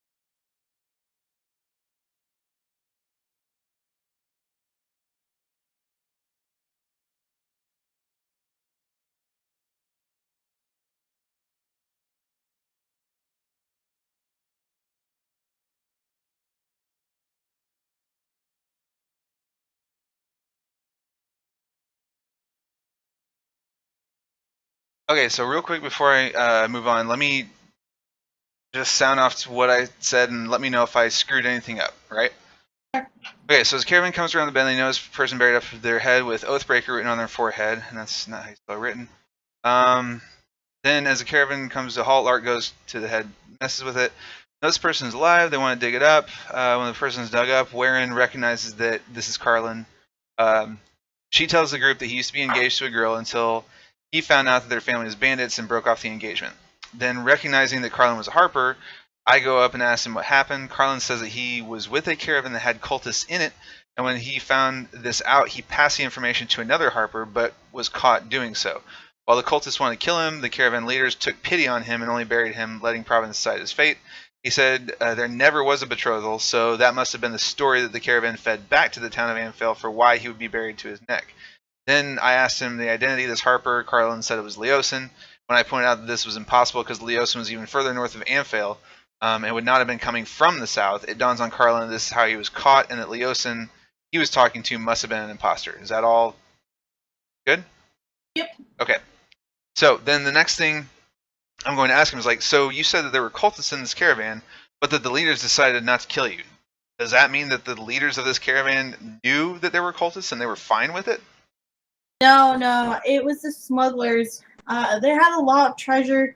I've been tracking them for a while, but I think they're pretending to be smugglers or merchants, or at least going on the tradeway as honest people, and they weren't. And I almost guarantee you that they were cultists. And then they did this to me. They were definitely no good. So the whole caravan was made up of smugglers? No, not all of them. Just one wagon. And the rest of the caravan was fine with smugglers being in their caravan? He looks kind of shifty and like, well, they're as fine as somebody can be. They had a lot of protection, and these roads aren't necessarily safe. Can I check to see if I believe him? Sure. You believe him. Okay. Alright, so I do need to amend that a little bit because I'm going to mention the cultists. Okay. Alright, so I guess that checks out because he only knew that there were smugglers in one wagon of the caravan. The rest of the caravan was cool with the smugglers, and then he suspected that some of the people were cultists. Now, was he in? I guess I can ask him this: Were you in the wagon that had the smugglers, or were you just in one of the other wagons and knew about the smugglers? No, I was in one of the other wagons, just watching them, tracking them. Just tracking them. Okay. Okay, I do need to change a few things, but I think I'm okay. And anyone else can go ahead and question or whatever. He is also in a frail state, so any information you get from him is bound to be truthful because he's physically incapable of lying at this point. Of keeping up a ruse, gotcha. Yeah. Bro, stop badgering him. We really should get moving. I don't like our caravan stop for this long. We should probably just. We just dug a guy up from the ground. I'm not badgering him. I'm just trying to figure out what happened. I understand, but we should keep the caravans moving, and we can question him. Set him on one of the carts and question him then, and keep an eye out on the area. I don't like being stopped this long, especially if it's been a couple days since they've passed by. There's endless possibilities for people to be around this area. Were they headed south? Are you asking the guy? I thought they were headed north, though. I thought they were headed to Anfield, weren't they? Wait, are you asking? I'm asking. I'm asking you. Well. I mean, they kind of have to have been. How else would the town have heard this false story? Okay, just let me ask Carlin. Which way was the caravan headed? So he told you that he was tracking them north. Okay, that's what I thought. So they're going north towards Anfield. And that's how the story got shared with Anfield, is because they were here, they dug him up, buried him, and then they traveled through Anfield, spread that story, and then continued north, I'm assuming. Yep. Right. So they're not going to be around here. They've already passed us before we even set out. That doesn't necessarily mean they haven't left anybody here to track things. That would be an awful long catfish, but okay. I'm just saying I don't like our caravan stopped for very long periods of time. What are the rest of the caravans doing, or the people in the caravan? The rest of the people are debating whether or not this guy really was engaged to a woman who he suddenly discovered the family were bandits. If they would have killed him, if they would have left him buried up to his neck. They're just mostly debating what they would have done and then continuing to debate what they would do. Most of them are not very kind. He did not loudly shout to everybody his story. He very much pulled Moroz closer to him and told him his story.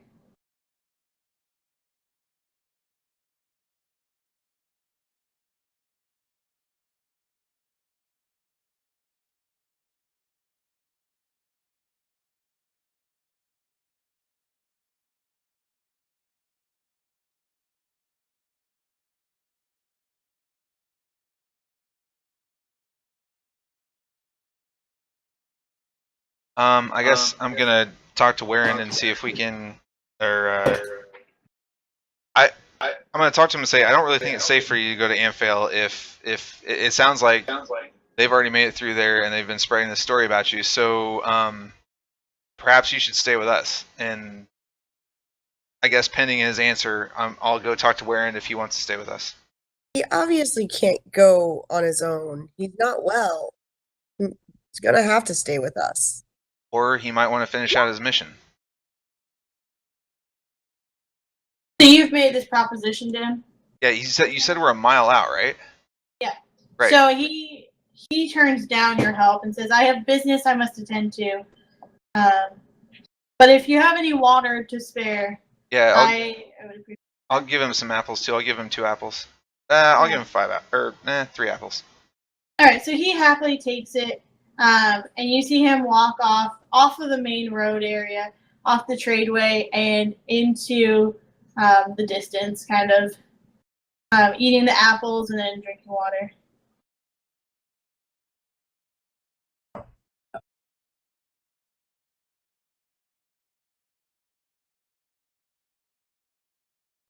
Well, shall we get going again? Yes, let's get moving.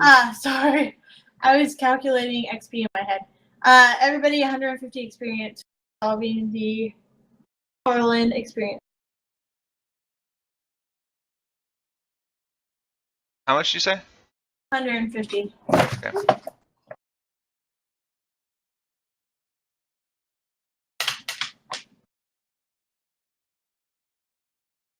When is our next level at? While.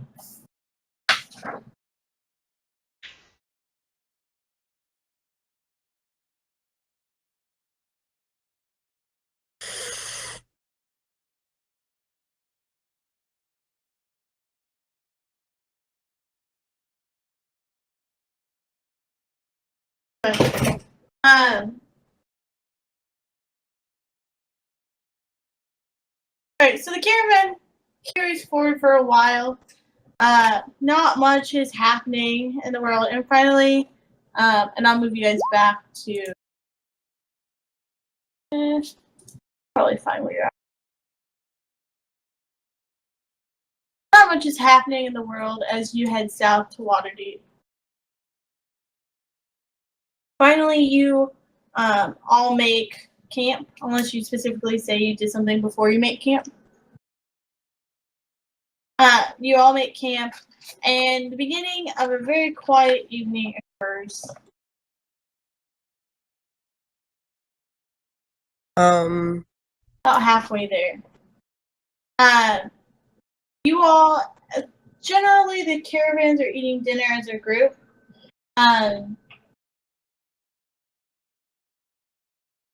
Are you guys going to eat caravan? Or eat caravan? Yes, we are going to eat the caravan. Oh my god.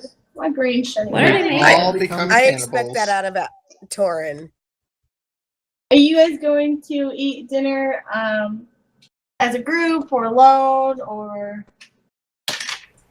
What are they serving? I'll definitely be eating as a group with IMSA.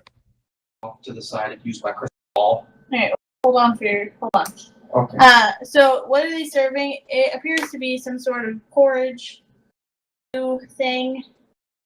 Looks really hearty. Generally, most of the caravan. Yes. I'm going to use it crying. I'm going to target that Ellie person. But the other person is walking towards Ellywick.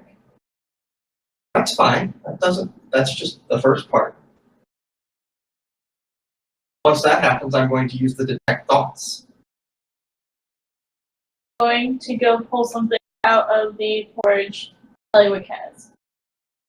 The only thing I'm going to go get that first. What? I'm only hearing parts of this. Yeah, you're kind of out a little bit. From what I understood from that is the Ellie girl is walking towards Ellywick to go and steal her purse. Is that what I heard? Has something to do with the porridge.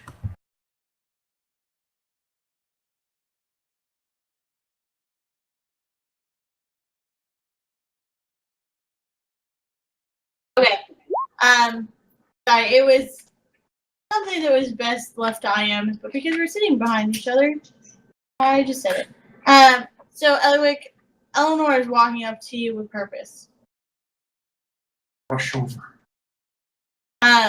You have a bowl of porridge stew stuff. You're rushing over. Okay. I look up and greet her and say, hello. Hi. So I'm gonna need your porridge. And she stabs her dagger into it. Unless you want to make me a dex check. Into my porridge? Over. That's all I'm doing. Yep. And she lifts out and shows you a porridge smeared item. And then glances over towards the wizard in the person in red and the unassuming caravans. And says, it's a sliver of bone, curled into a circle so you can swallow in one mouthful of gruel without ever noticing. And once you eat it, it slowly uncurls inside you, exposes a needle point, then pierces your guts and slowly kills you. I suspect they're in all of your dinners. And gets up and walks away and says, let's talk more this evening. You can call me Jamna. Thanks.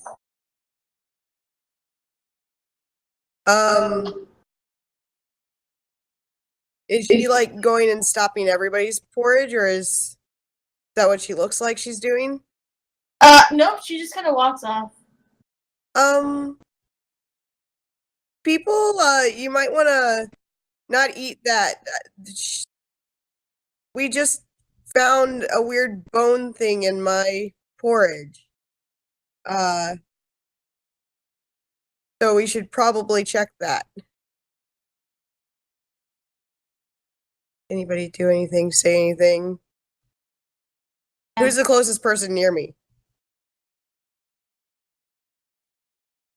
No, you walked off.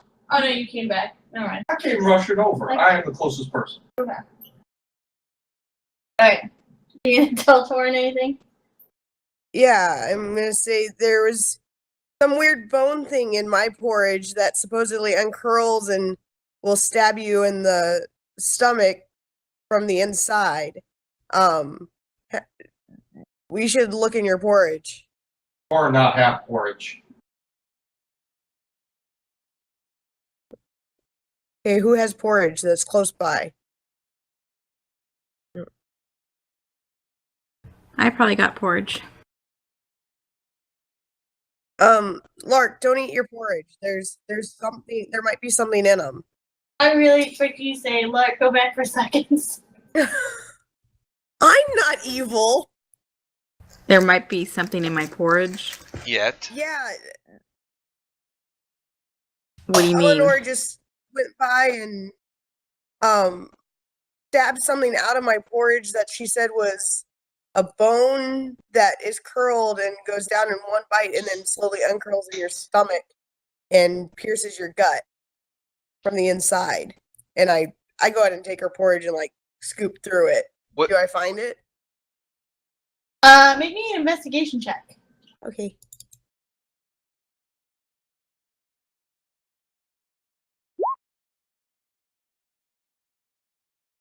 You don't really find anything. There are a few lumps, but they might be bone slivers. But they could also be like insect eggs or sawdust or husks of oat.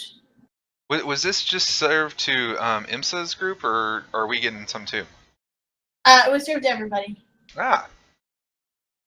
What are you doing with my porridge? There was something in mine that Eleanor said. Who? The gnome from Warren's caravan. So a gnome came up to you and said there's something in your porridge, so you came and ruffled through my porridge? She said it's probably in all of them. We need to get.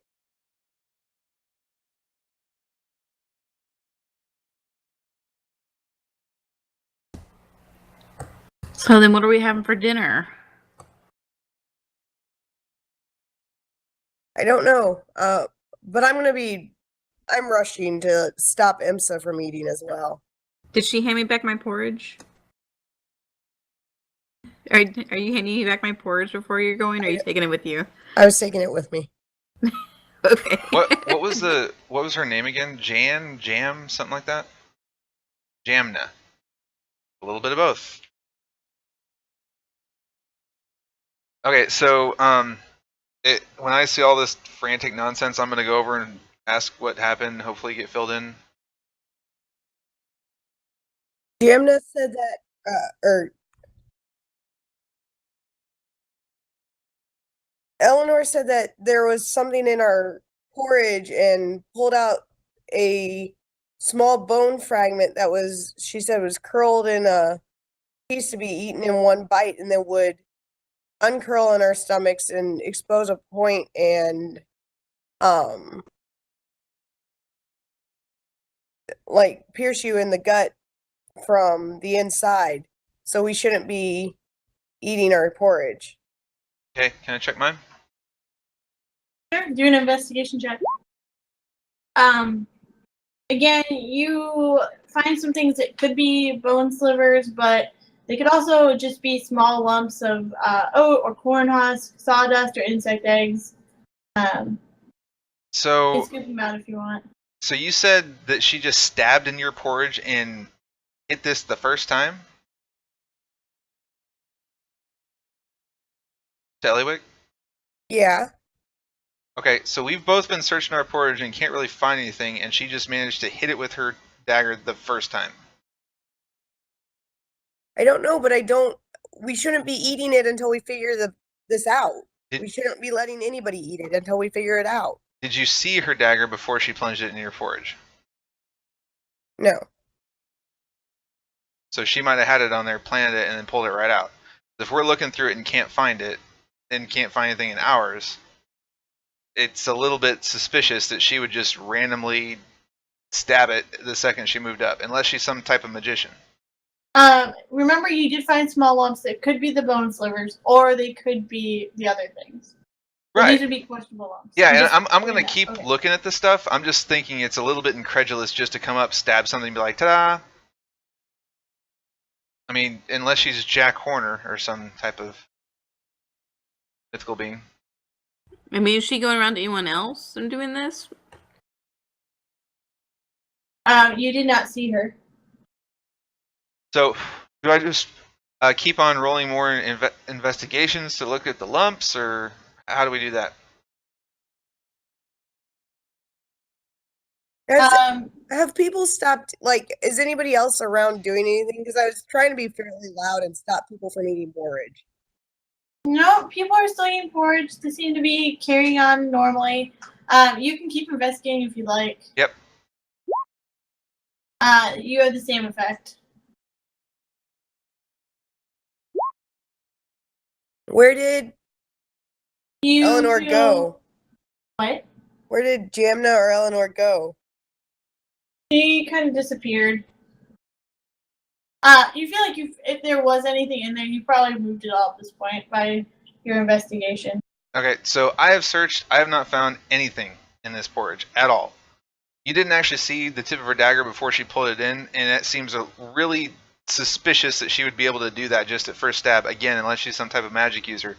And people aren't freaking out about this, so either everyone needs to freak out about this and we need to confront somebody, or we need to come to the realization that she might have been screwing with you. Can I see the ring, or did she take it? Took it with her. That's also very suspicious. Can I check my history to see if that sounds like anything I've ever heard of? Sure. You've heard of this method before. Okay. I mean, it's not completely out of the realm of possibility, but it doesn't. The way that you described it, it almost seems like she's messing with you. Is Zerevex or anybody else over here? Oh, I want to stop IMSA, just in case. Okay. I guess I would be relatively close to Moroz, being the only other person that I'd know in that area. Zerevex, you want to check yours, see if you can find anything in there? Alright. Again, you find lumps that could be a bone sliver, or they could be something else. Hard to tell. I'll just dump out all the questionable parts. Okay. Can I go back for more porridge? Yeah? Well, Ellywick took mine. Oh, I forgot about that.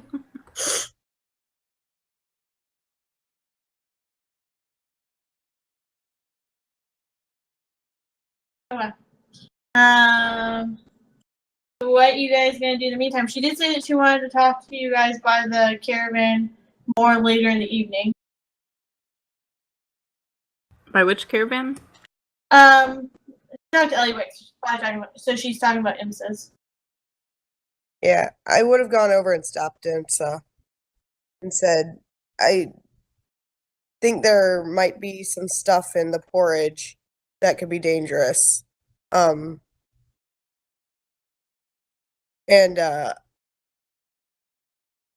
taken her bowl and looked through it and tried to remove any of the lumps and stuff. What's up with Ellywick Okay. stealing food?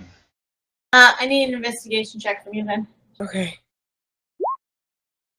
Alright, you find the small lumps.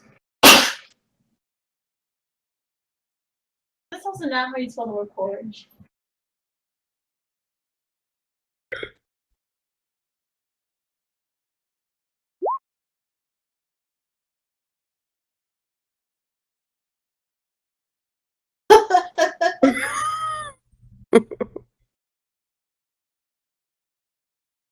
Lark, did you remove your lumps? I like the lumps. Please don't die. That's where the protein is. Are we back to people getting their 4 portions? Proportions. Yep, you're fine.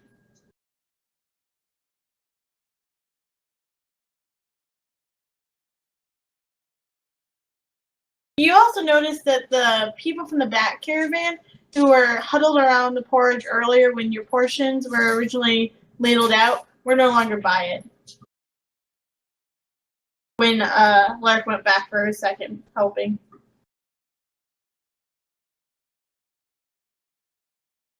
That very back group, the one that was gathered there, was also the ones with the red robe, right? Yeah. But they were handing out the food? No, they were crowded around the porridge, not necessarily handing it out when you guys first went up there. You know, like bringing food out and everyone's hungry. Is Warren eating the porridge? Warren is not. She is eating what appears to be bread and jerky. Okay.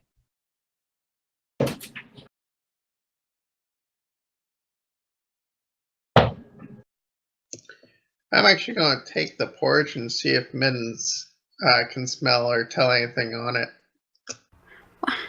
Why? You set the porridge in front of Mittens, and Mittens just chomps down on it. Guess Why it's would he safe. know? Do you smell a fish bone in here? Let me know. It is delicious. By the way, Mittens, still a female. Did I say he? No, Lark did. Oh, I was like, I don't. Maybe I think it's a he. No, not maybe. You definitely think it's a he. You always thought it was a he. She's given birth and you still think she's a he. You have one of the things she has passed through her opening. He may identify Maybe as the males male. give birth. Who knows? I like to believe Lark goes up to Zerevex one day and says, "Where do babies come from?" It's also not a bird. It is not a male bird. It has wings, but that's about as close as that description comes to matching the actual Wait, it thing. has wings? No, Yeah. it doesn't. It's a drake. Drakes Okay. don't have wings? No, this drake, it was an ambush drake, so it has no wings. It's more like a giant Komodo dragon. Oh, okay, gotcha. So Maybe not even then giant. your entire thing is completely off. It's not a bird, it doesn't have wings, and it's not male. Can't fly. Oh, you know. Well, I guess I'm just going to go and set up and wait for it to get darker and rest up, I guess. Okay, so is everybody kind of just waiting for it to get a little bit darker? I'm kind of interested in this meeting with Ellywick and Jamna. I don't think I mentioned that. Oh, you didn't? I thought you did. By the way, I have a secret meeting. By the way. No, Okay, I was so- great. If you didn't, then I'll just say, well, either she was messing with you, like I said, it seems really suspicious what she did, or she has to be some type of magic user. But I find it really suspicious that she found yours, no one else found anything. She didn't really care about anybody else finding or not finding anything, and she took it with her. So be careful with that one. Well, she's said she'd meet me later on, so Where? by my caravan. Out in the open, or? By the caravan. Do you want any of us to come with you? I guess somebody can be nearby. Okay, I'll go with you if you want. And how is the caravan doing watches? So the caravans themselves have drawn watches. both Imsa and Warren's caravans did not draw a watch. You don't have to worry about watches. So Okay. people are taking shifts within the other two So the two caravans that have us in them are supposed to be sleeping the whole night. Yep. That's not suspicious. Don't worry about it. Yeah. So upon hearing that, I try to round everybody else up and be like, okay, we should do our own watches. So at least one of us, actually, it'd be better if two of us were awake. Well, I guess at least one of us is awake. If But they, they're already doing watches. yeah, they want us to sleep through the whole night, and then here's some suspicious shit, and no one's caring about it. I mean, use your head. Again, does turning evil make you stupid? I didn't say that to her. Oh, I really wish you would.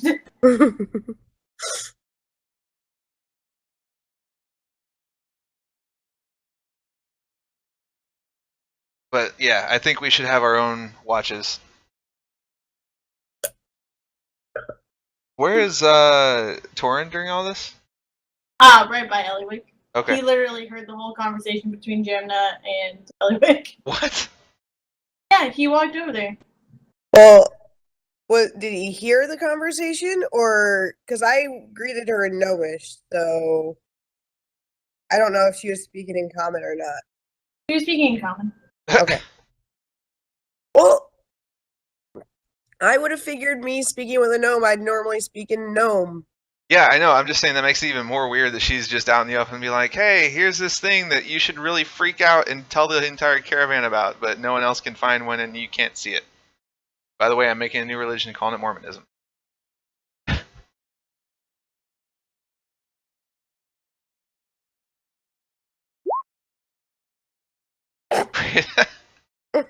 Okay, what do you guys want to do?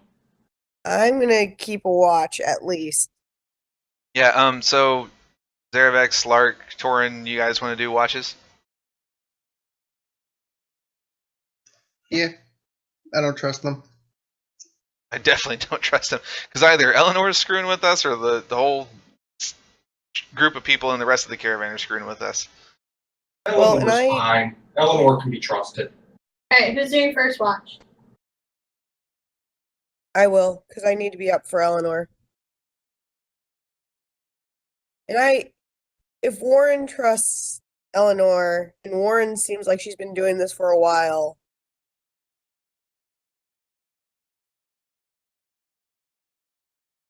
Warren.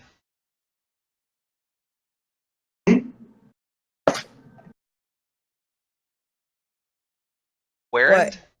Warren, sorry. She didn't. Well, yeah, I guess she did. Yeah. I mean, honestly, if Eleanor is a really, really good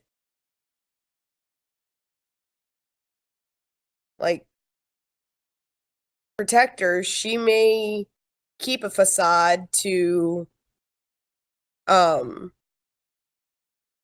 the rest of the people around here into a false sense of security. She didn't say she was a good protector. She said she just talks big and doesn't actually back anything up she does, and she just has deep pocketbooks. Do you think Warren's going to give away her best person? What do you mean give away? Tell about her. No, so remember, Eleanor first said that she steals things, and when I asked Warren if she steals things or not, she's like, no, she just talks a whole bunch of crap and pays me well. Well, correct me if I'm wrong there, Aaron, but I thought you said that Warren said that Eleanor has deep pocketbooks. Is that correct? Yep. Right. So basically, she's just a rich kid that goes around making up all kinds of crazy shit. And it kind of seems like that's exactly what just happened here.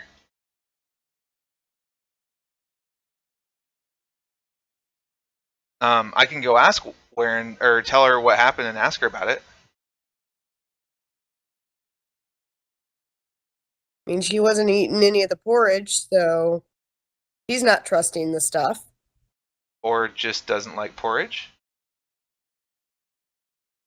It is porridge. Anyway, I'll take first watch. Okay, I'll go before I go to bed. I'm gonna go ask Warren about, or I'm gonna talk to her about it and ask her about it. Okay. So Warren has finished her meal. She is making sure all the creatures are settled. Kind of looking over other people's creatures as well. So you want to ask her about it. So how are you going to ask her? Okay, so I'm gonna say, all right. So apparently there was a little kerfuffle. I guess Eleanor, when food was being doled out, Eleanor went up to Ellywick, stabbed her Porridge, and pulled out this little bone ring that's supposed to uncurl once you eat it and then kill you from the inside. We all checked our, Ellywick was freaking out, but we all checked our Porridge. No one else could find anything. Is this just another one of Eleanor's tricks, or is this something we should really be worried about? So she looks at you and kind of ponders for a moment and says, I would not be too concerned about it. Eleanor is eccentric. That's kind of what I thought. And do you think it's odd at all that they don't want either of our caravans to take watch tonight? So she kind of shrugs and says, we drew straws and Char drew 2 of them. One caravan in the back drew 1. And then the other caravan drew, or the other wagon drew the 4th. It's not uncommon to just do a communal drawing. Okay. We're in a second. Who's third shift? I'll do third.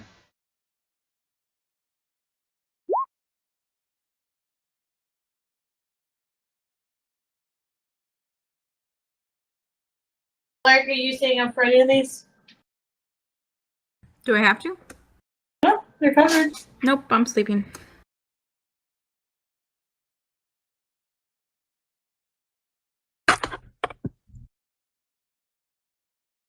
Ellywick, at your watch, or on your watch, you see Eleanor/Jamna come closer.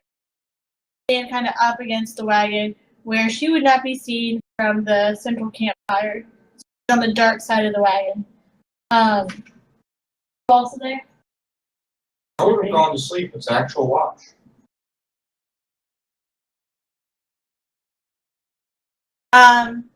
So she holds her out his hand and says, Jamna Gleamsilver, we don't work for the same people, but we're all on the same side. We share a common belief that the cult of dragons must be stopped. I need to know what they're carrying in those wagons back there, and where they're taking it. Will you help me find out? We can do it tonight. Who are you working? What? Hold on.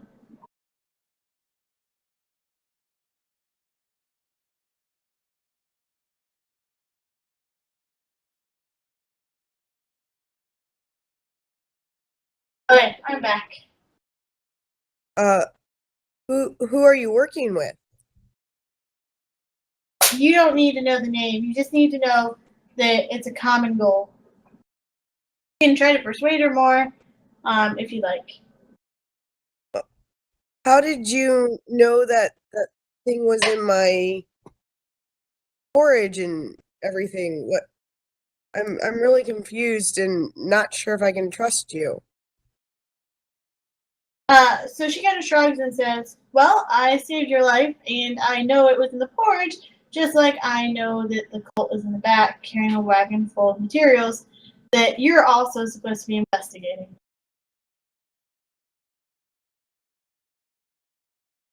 Can I see if I believe her? Or like, yeah. Yeah, there's no dishonesty there.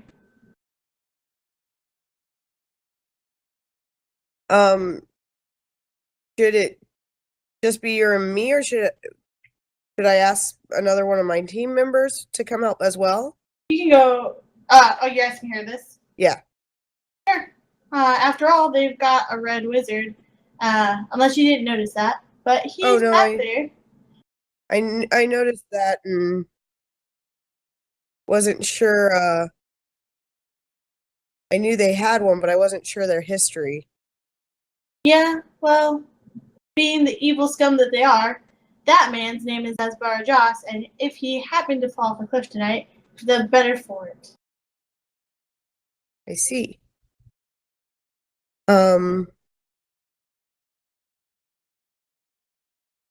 Let me go wake some of my party. Yeah. What? I said okay. Oh, I thought somebody else said something. I'm gonna go wake Zerevex, Torren, and Moroz and say that, guys,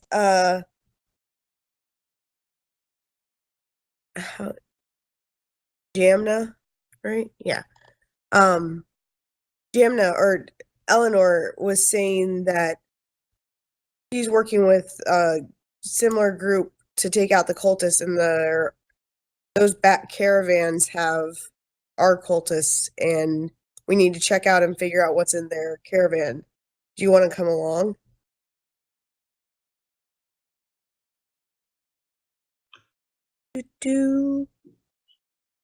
Boys, Sure, but wake up. I'd like to meet with Jamna first.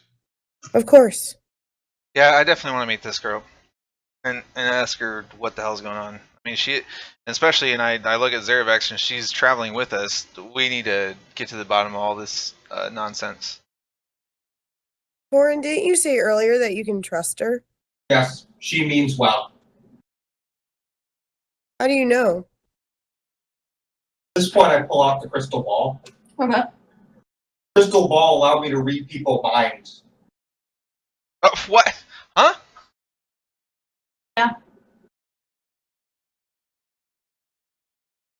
Yeah. Birthday present. Yeah, I know. It's just I didn't realize that that's what it did. I got glue. You got semen. Oh, Different wait. types. Also, Porridge, you got things to remove the glue.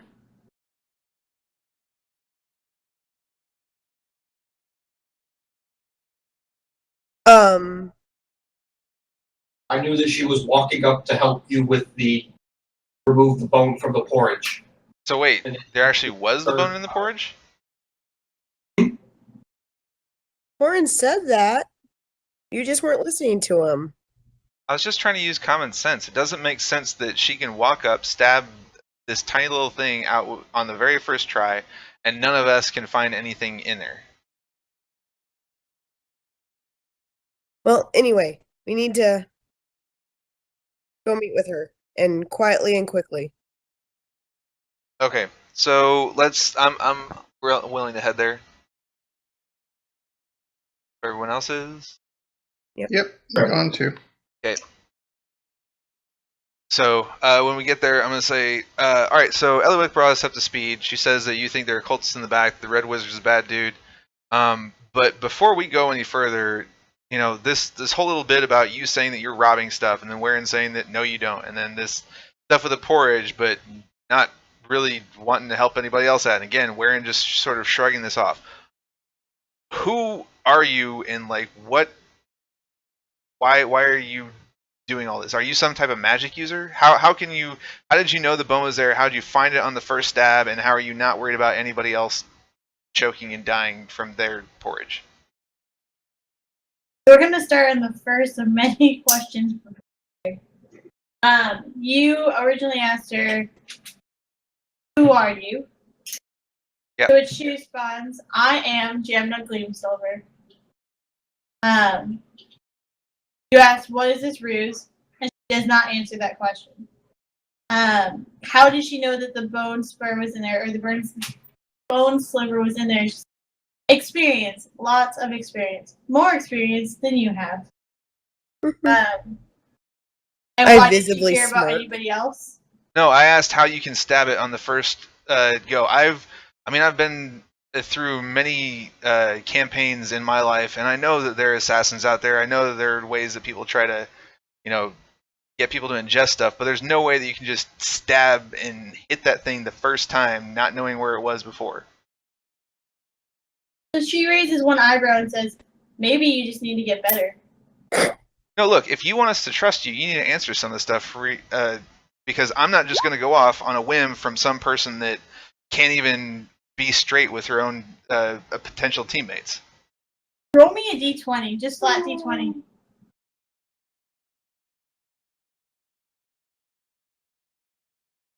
She says, fine, and then literally just walks away. Jamna, wait. Oh, God. She does not. Damn it, Moroz. What? Okay, so what are you guys gonna do?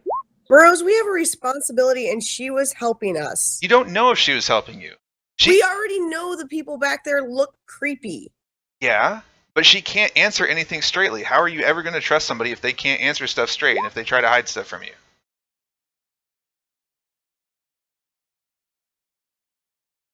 We already know that.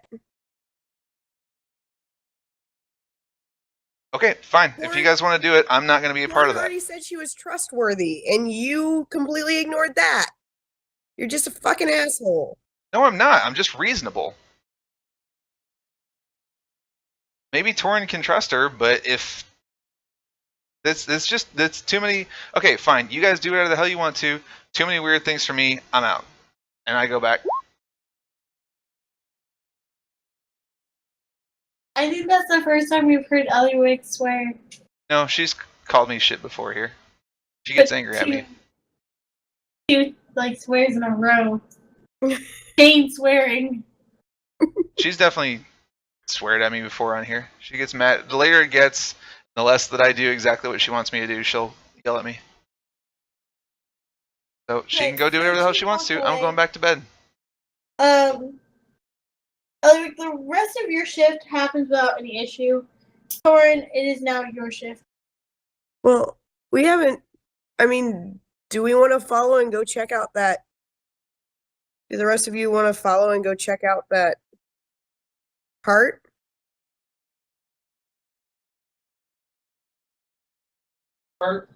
I think I would have followed after Jamna. Okay. You make me a perception roll. You do not find where she went. You cannot perceive the direction she went at. Beyond the fact that she left the dark side of the wagon.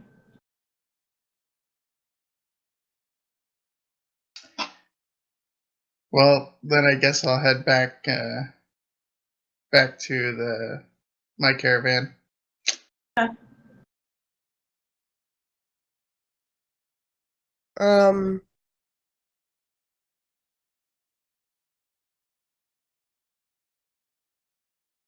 I'm going to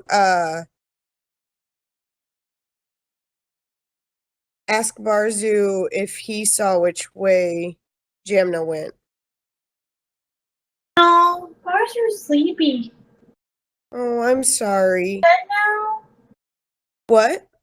Go to bed now? Not just yet, unless you want to rest. Do you think I could borrow your eye? No. I'll keep it. No? I went down. Time to sleep now. But there could be bad guys doing things. Okay. And he gives the eye. Okay. I'm going to meander nonchalantly around. Do I see anything when I get the eye? Like, just if I look in those caravans' directions? You see the same shift that you see throughout the world. It's a little bit noticeable, a little less noticeable at nighttime, but there's not really anything standing.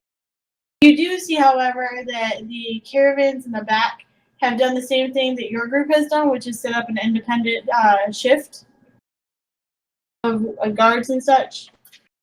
Okay.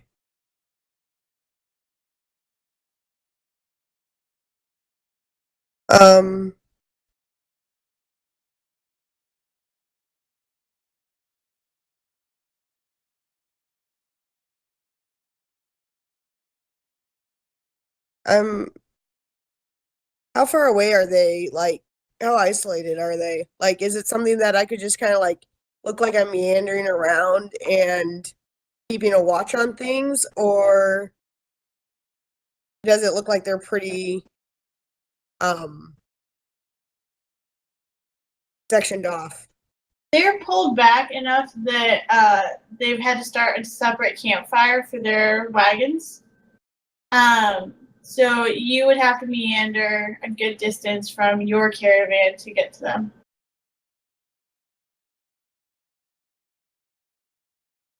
Okay. I'm gonna meander to kind of the very edge, kind of like just so like I'm looking off into a wooded area, that kind of thing. And so like I could be at the very edge of my caravan, but not really like I'm going too close to theirs. Everything I'm okay? gonna be right back. Okay.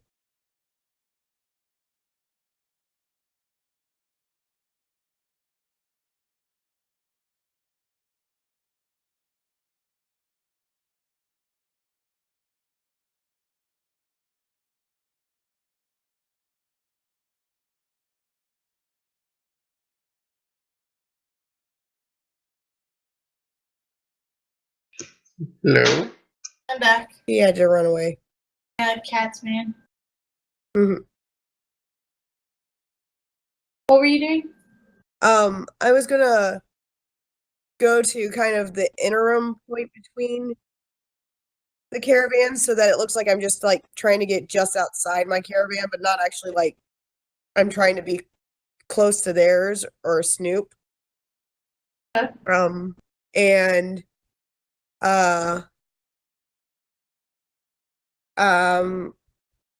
and I'm gonna. Are there woods close by? Not really close by, but there are woods, yes. Are there any small? Can I perceive any small critters in the area? Sure, there's a whole bunch of small critters. There's rats and bats and other. Are there any like mice? No mice. But rats? Baby Rats. chupacabras. They're not baby chupacabras. Oh man. I know. Hopes and dreams dashed. That's what I want. No. Are there any rats close by that I could speak with? You would find them in some of the caravans if you really wanted to. No capybaras. I'm going to see if I can find a rat and ask it if it could look around those caravans. Is that doable? Yeah. So the rat somewhat comprehends. How are you telling the rat, like, I mean, it's a rat, right? So what are you telling it to get information? I mean, rats are really smart though, right? Too, so Yeah, but you still have to like convey a simple message. right. So I will pull some crackers out of there and out of my pocket and ask it if it can look through the caravans over there, and I point and how do I say it?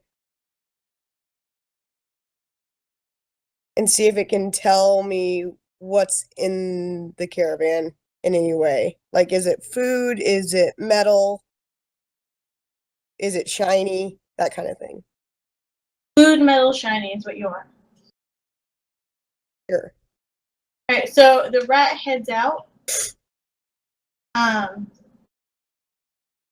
About half hour later, towards the end of your shift, comes back and says, "So much shiny! So much liquid! What kind of liquid? I think of how a rat would. Like food liquid or poison liquid? Food liquid! Food liquid. Booze. Somebody say William. Oh boy. Then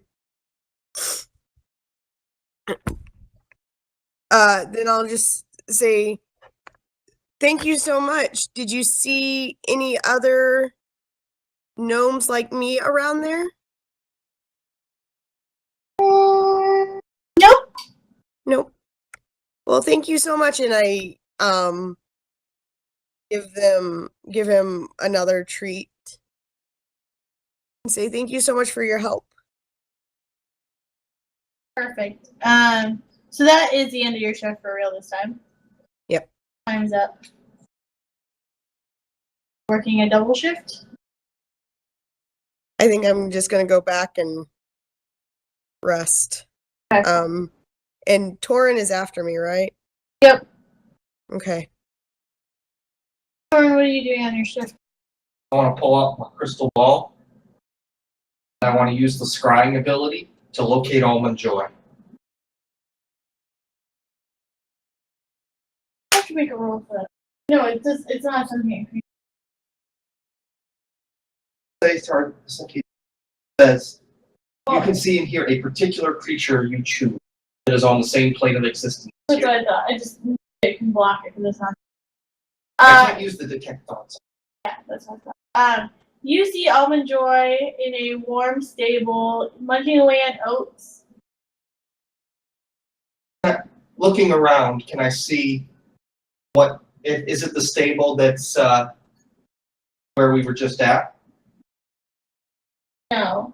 This is a well. Yes. Can you look around? Yes. Is it the stable you were just at? It does not look familiar.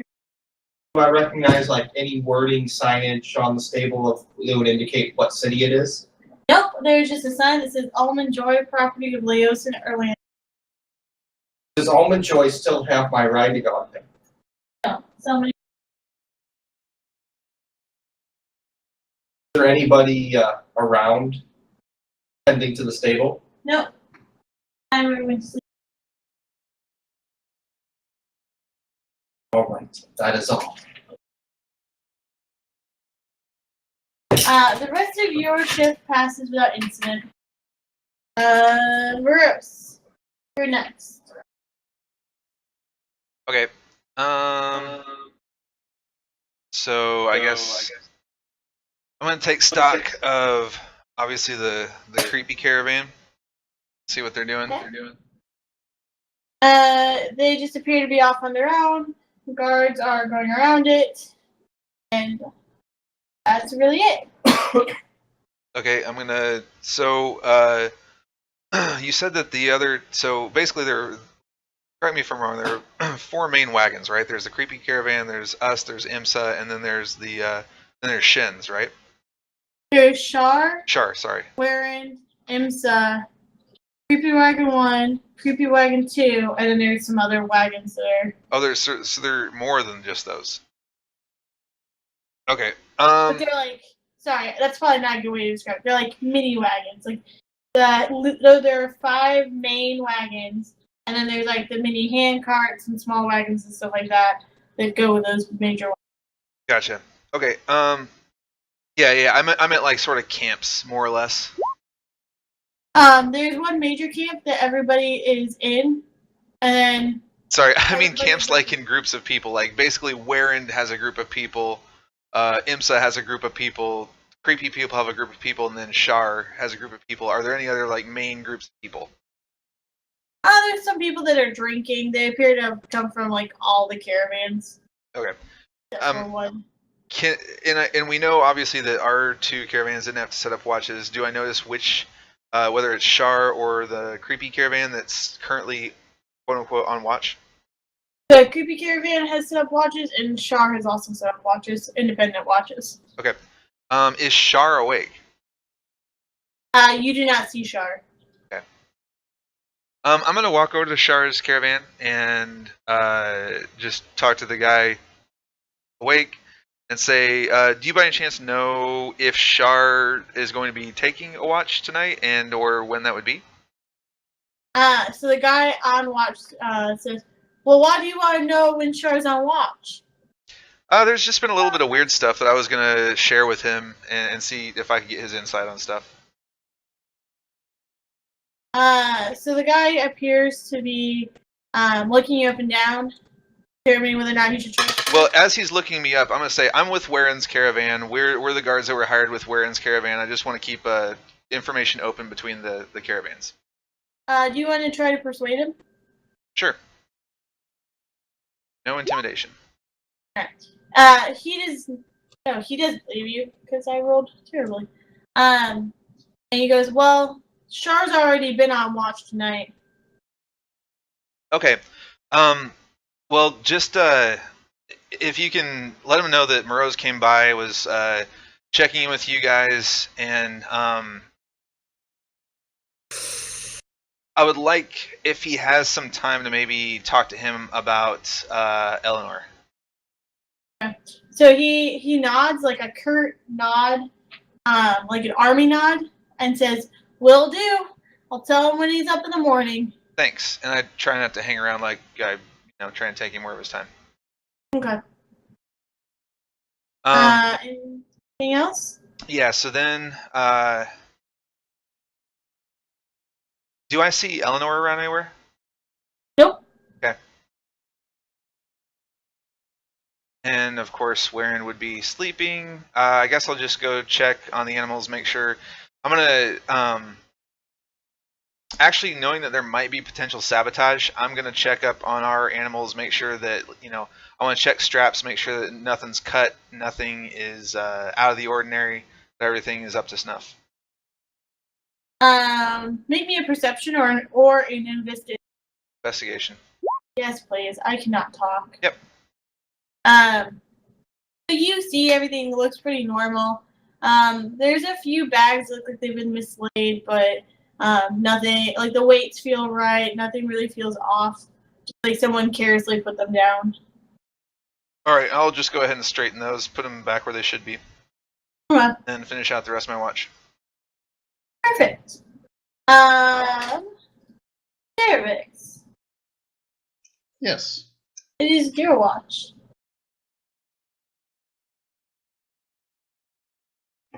Okay, What are you so doing at it? so with me getting up,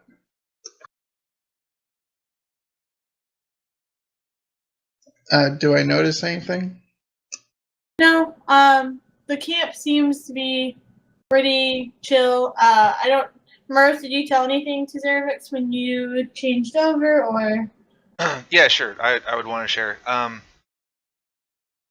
Basically, just I want to let them know that I wanted Char's camp establish some communication with the guy. Said that that I wanted to talk with Char at some point about Eleanor, and that everything else seemed to be pretty much out of the ordinary. Although some of these people seem to be a little bit careless with how they place their packs and whatnot. Okay. That's pretty much it. Good luck. Let me know if you need anything. All right.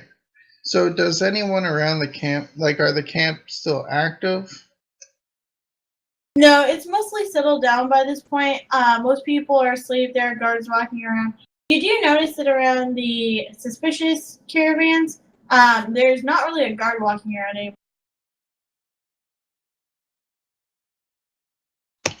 All right, I'm gonna actually go towards those ones. Okay. Real quick.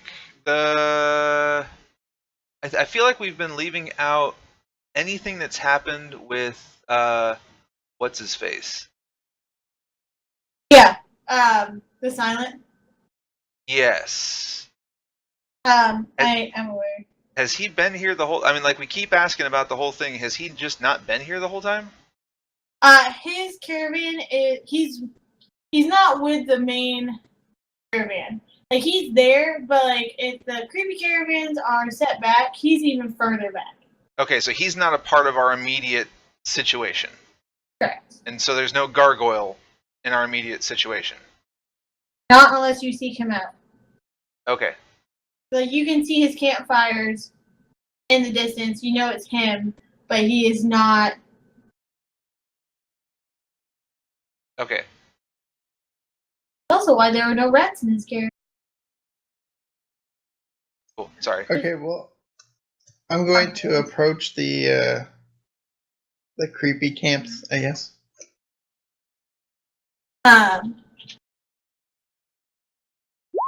So, do they have any watches or no?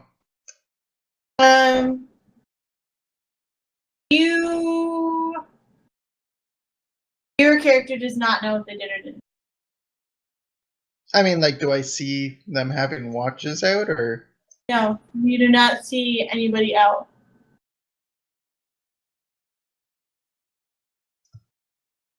Okay, so how is, from what I can see, how is their bait or their caravan set up? There are two caravans. They're pretty close to each other. There is a fire in the center that most people are crowded around. That's it.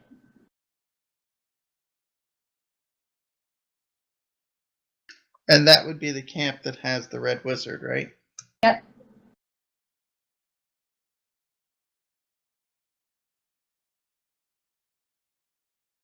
Alright, I'm going to approach. Do I see the Red Wizard there? Or is he not with everyone huddled around the center? You see him with the center group asleep on a cot.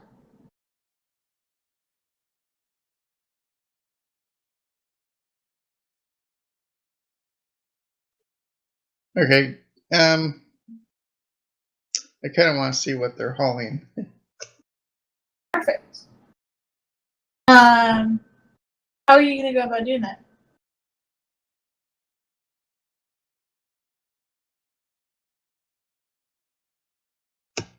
I am going to use my potion of invisibility.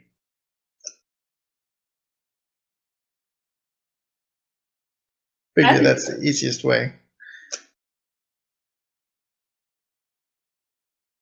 So how you, I guess I was actually asking, like, how you're planning on, like, looking inside. Like, not, okay, so you're going to be invisible, but, like, how are you approaching? What are you looking at? What are you looking for? Oh, I'm just trying to see what they have, if there's anything that's really suspicious.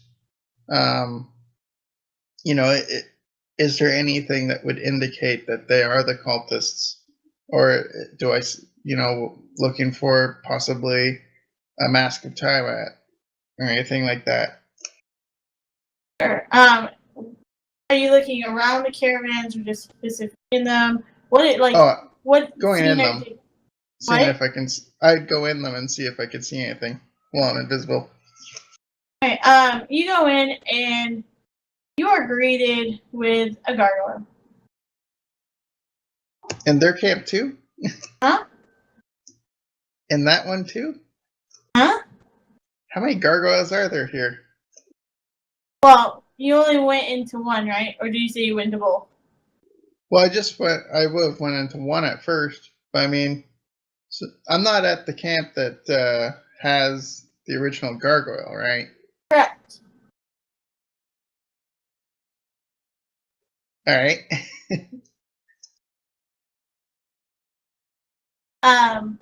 This gargoyle appears a little bit different than the last one.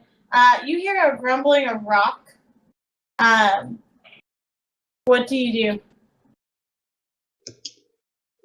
Well, is it caged? Is it open? How is it held in place? It is open. Well, I think I would leave at that point.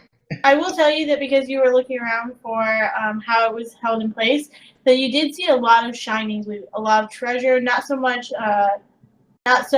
like gold coins and stuff like that, but like shiny heirloom type items.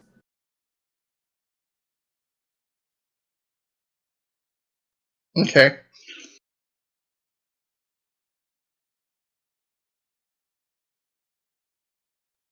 Oh, the possibilities. What are you gonna do? I am going to leave that one and check out the other caravan and see if they have a gargoyle as well. You check out the second caravan, and there appears to be a tarp over everything inside of it.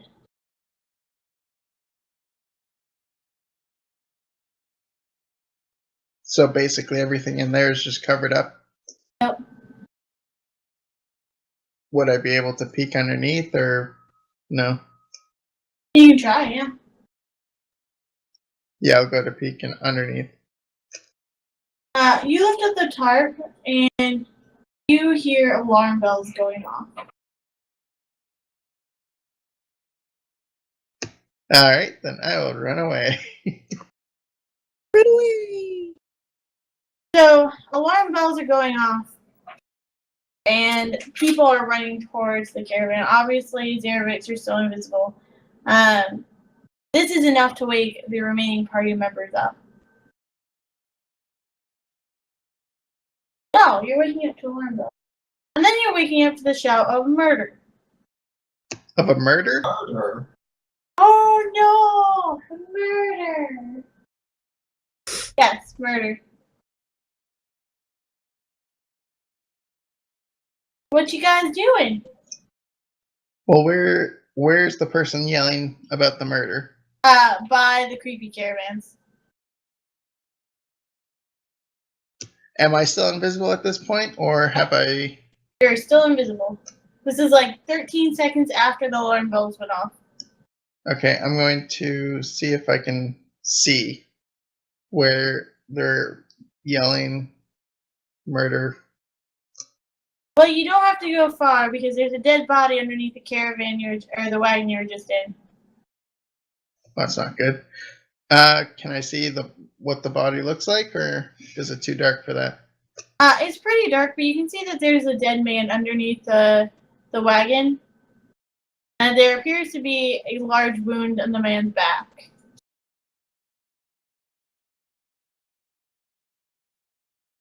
Can I tell what the wound is? You can investigate to discover further. This looks like it was probably a short sword.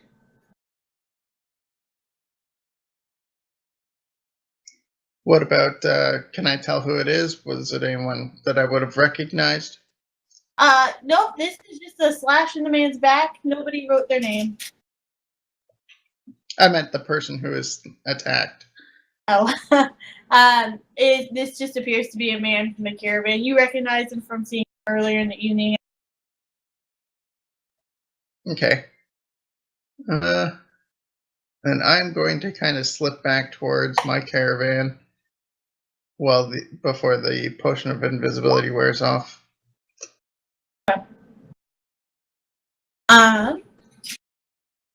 So everybody is.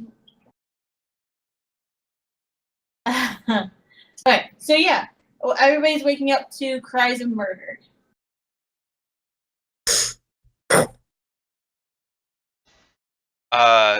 So I'm waking up. I'm gonna look around for Lark. I'm gonna look around for Zerevex, and because he should be on watch now. I think I'd actually make my Murder way back happens, our towards watchman is Moroz. missing. Would you necessarily know who's on watch? Because you had the first one, and 3 other watches are going on. Well, I mean, she would have heard. You would have probably all set it up, right? Like. Yeah, I would Yeah, know but about when you what first time wake it up, you is. don't necessarily know what time it is. Why That's not? a decent point. Yeah, that is a good point. You'd probably be trying to count. So, like, the first thing you would do is probably be like, well, there's Moroz, and there's Torren, and then be like, where's our guy?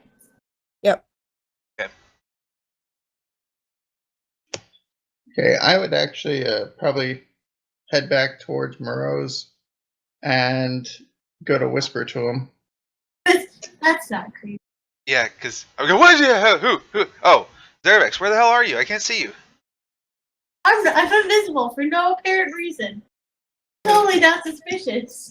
I'm invisible. Can you see me? I was investigating what they claim to be the cultists' caravans. In one of them, there's actually a gargoyle. Did he see you? I believe so. Okay, why is someone shouting murder? There's actually a dead body underneath the second caravan there. Looks like they were stabbed in the back by a short sword. So I you feel were like there's a seeing very obvious issue with the fact that you're talking to thin air. who, me? Yeah. No, it's Zerevex. I recognize his voice.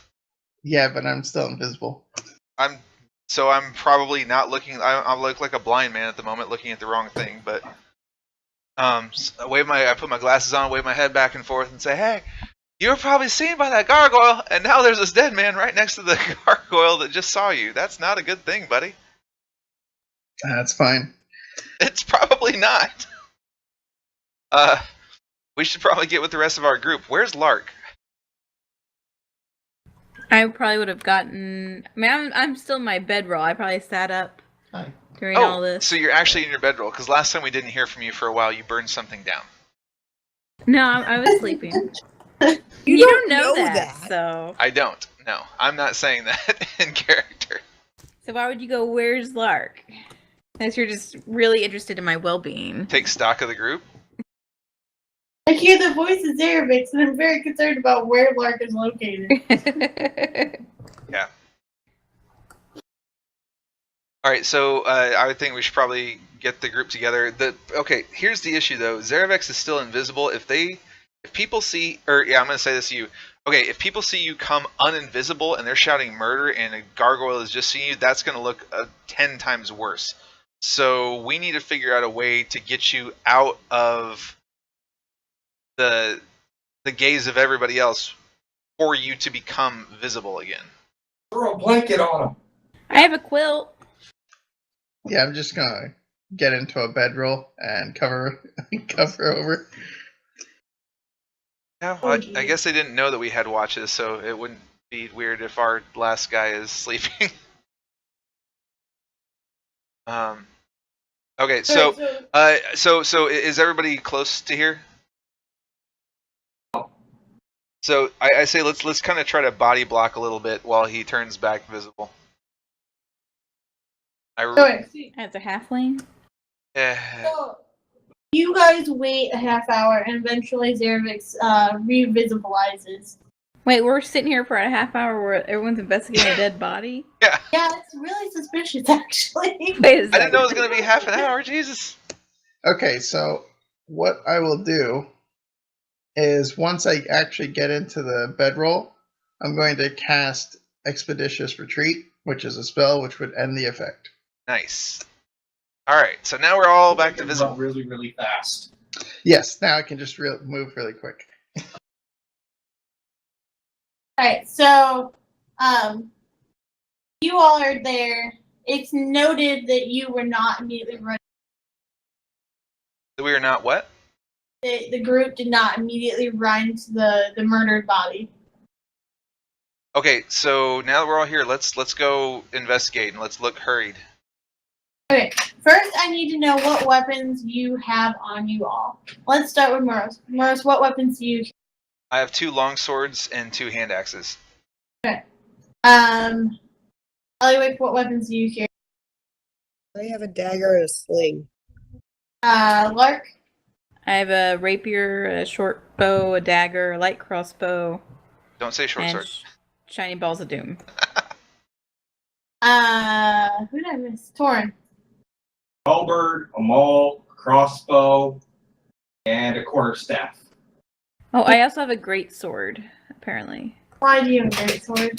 I don't know. I got it at stole one it. point. And a normal sword to everybody else. It's right by the water skin margarita, so probably around that time. Oh my goodness.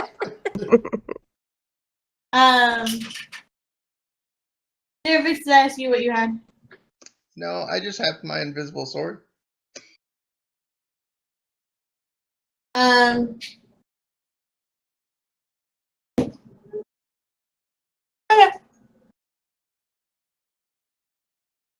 So you guys are gonna go investigate? Yeah. Yeah, as we're going, I'm like, so Zerevex was kind of spotted. Maybe you should put a hood up or something. Because if that gargoyle sees you again, that's not going to be good for us. it already might be very bad for us.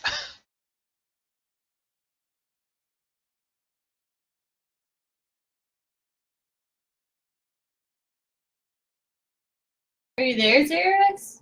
Yeah, I'm here. I'm looking to see if I had anything like a cowl or anything to put on. You did before, didn't you? When we went into that one. Yeah, from the cultists I originally stole from. That seems like a That was a perfect- cultist robe that you stole? Oh, that was, because you were trying to... Ah, crap. You should put it on. Nothing bad will happen. We're putting on cursed items now. No. Just, Oh, we have hey, that other do we robe still have that still. crown of Tiamat for you to put on there, buddy? Maybe... Just... Ellywick, do you still have that very first robe? Yep. Yes. She's a gnome. What's me being a gnome have to do with it? If you give that to him, he's going to look like he's wearing a child's... No, the cursed robe from way back with the Oh. Bullywugs. Okay. Yeah.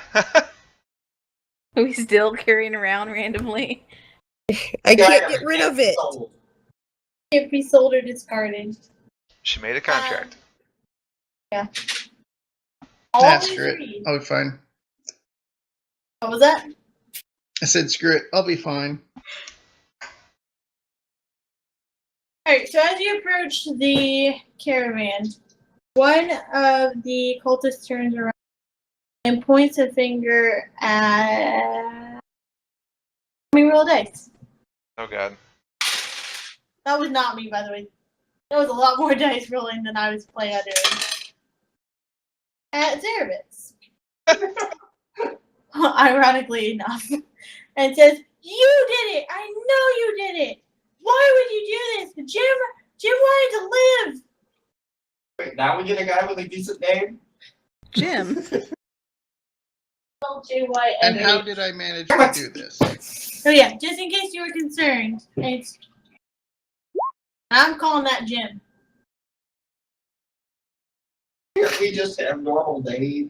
No! This is D&D. Unique name for everyone. My next character is going to be named Tom. Okay. Zerevex, what do you say in response? And how did I do this? Who, You- me? Your Couldn't group be. didn't come over here. Everybody just stood back there. You did this. I know it was you. How does that work? Because I'm slow? That makes me the murderer? We didn't call you dumb, but so he's like, I don't know how you did it. I don't care how you did it. I just know it was you. So you're just randomly accusing someone, blaming them. I think you came back here to try to steal something, and you killed Jim. Poor Jim. And how would I have killed him? I don't... Obviously, with a large sword.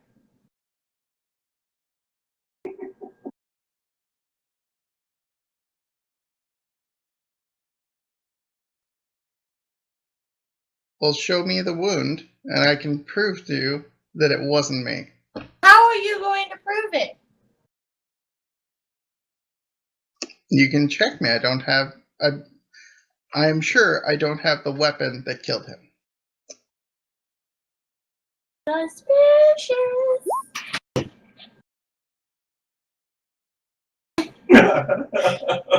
I Never can... mind the giant floating sword that randomly goes and falls on me.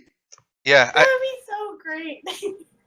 he's just like, I've already seen the wound. I don't have that weapon. I No, just I don't like wanna the say idea of like That. floating sword. Like, I don't have that weapon. Floats into his pack. I mean, like, you'd see it flying right behind me, and then it's just sliding down. You would see the attempt to get the pack open and hold the sword by the mage hand.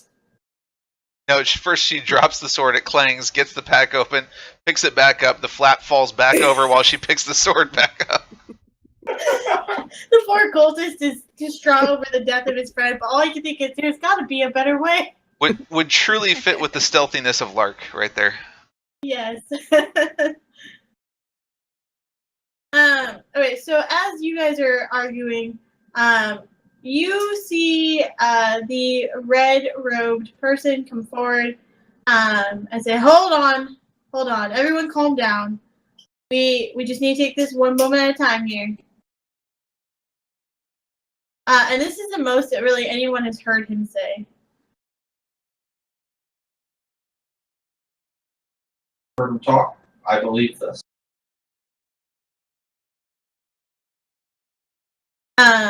You guys gonna do anything?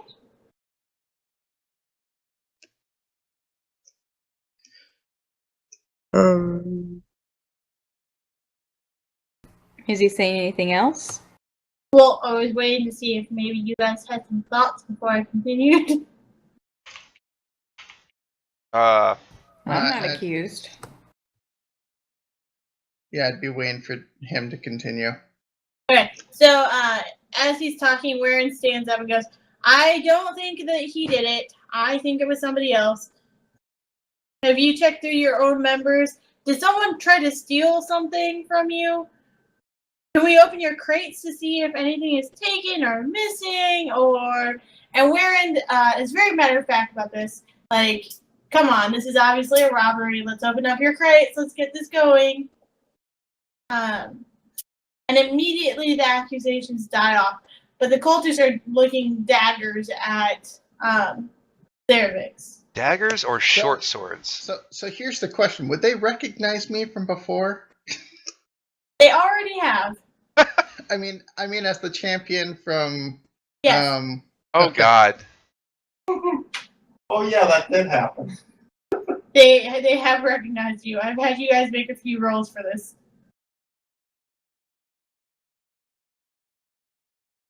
I didn't tell you what they were for because you failed them, but yes. So essentially, since they're shooting daggers at Zerevex, we know that they are in fact cultists. Well, I mean, people can be upset with Zerevex for many reasons. Okay, so since they're shooting daggers at him, I'm going to perceive if it's a knowing look. Nope, don't know. Nope. Oh.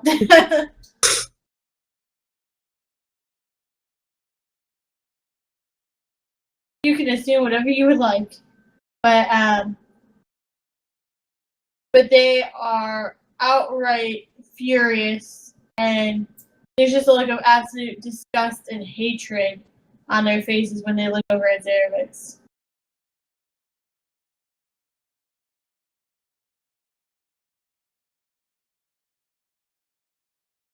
Oh boy. All right.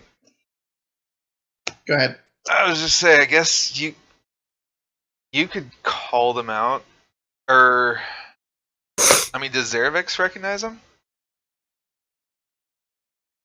Zerevex, roll a D100. He was actually there. Yeah, just roll a D100. You do not. That's actually worse than well. my roll.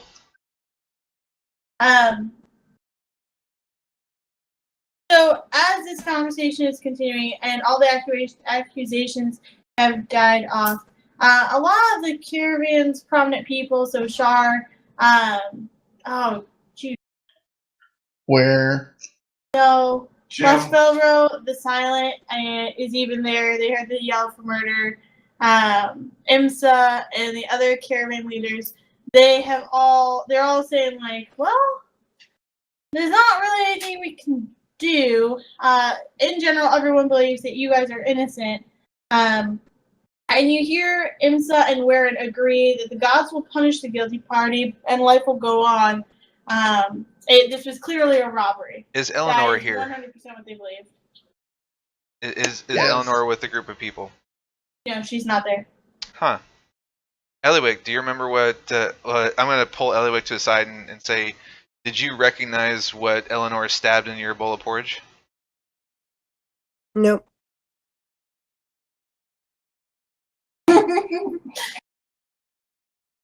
Okay. See.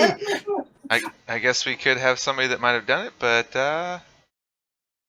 Alright. You didn't see the thing that was right in front of you.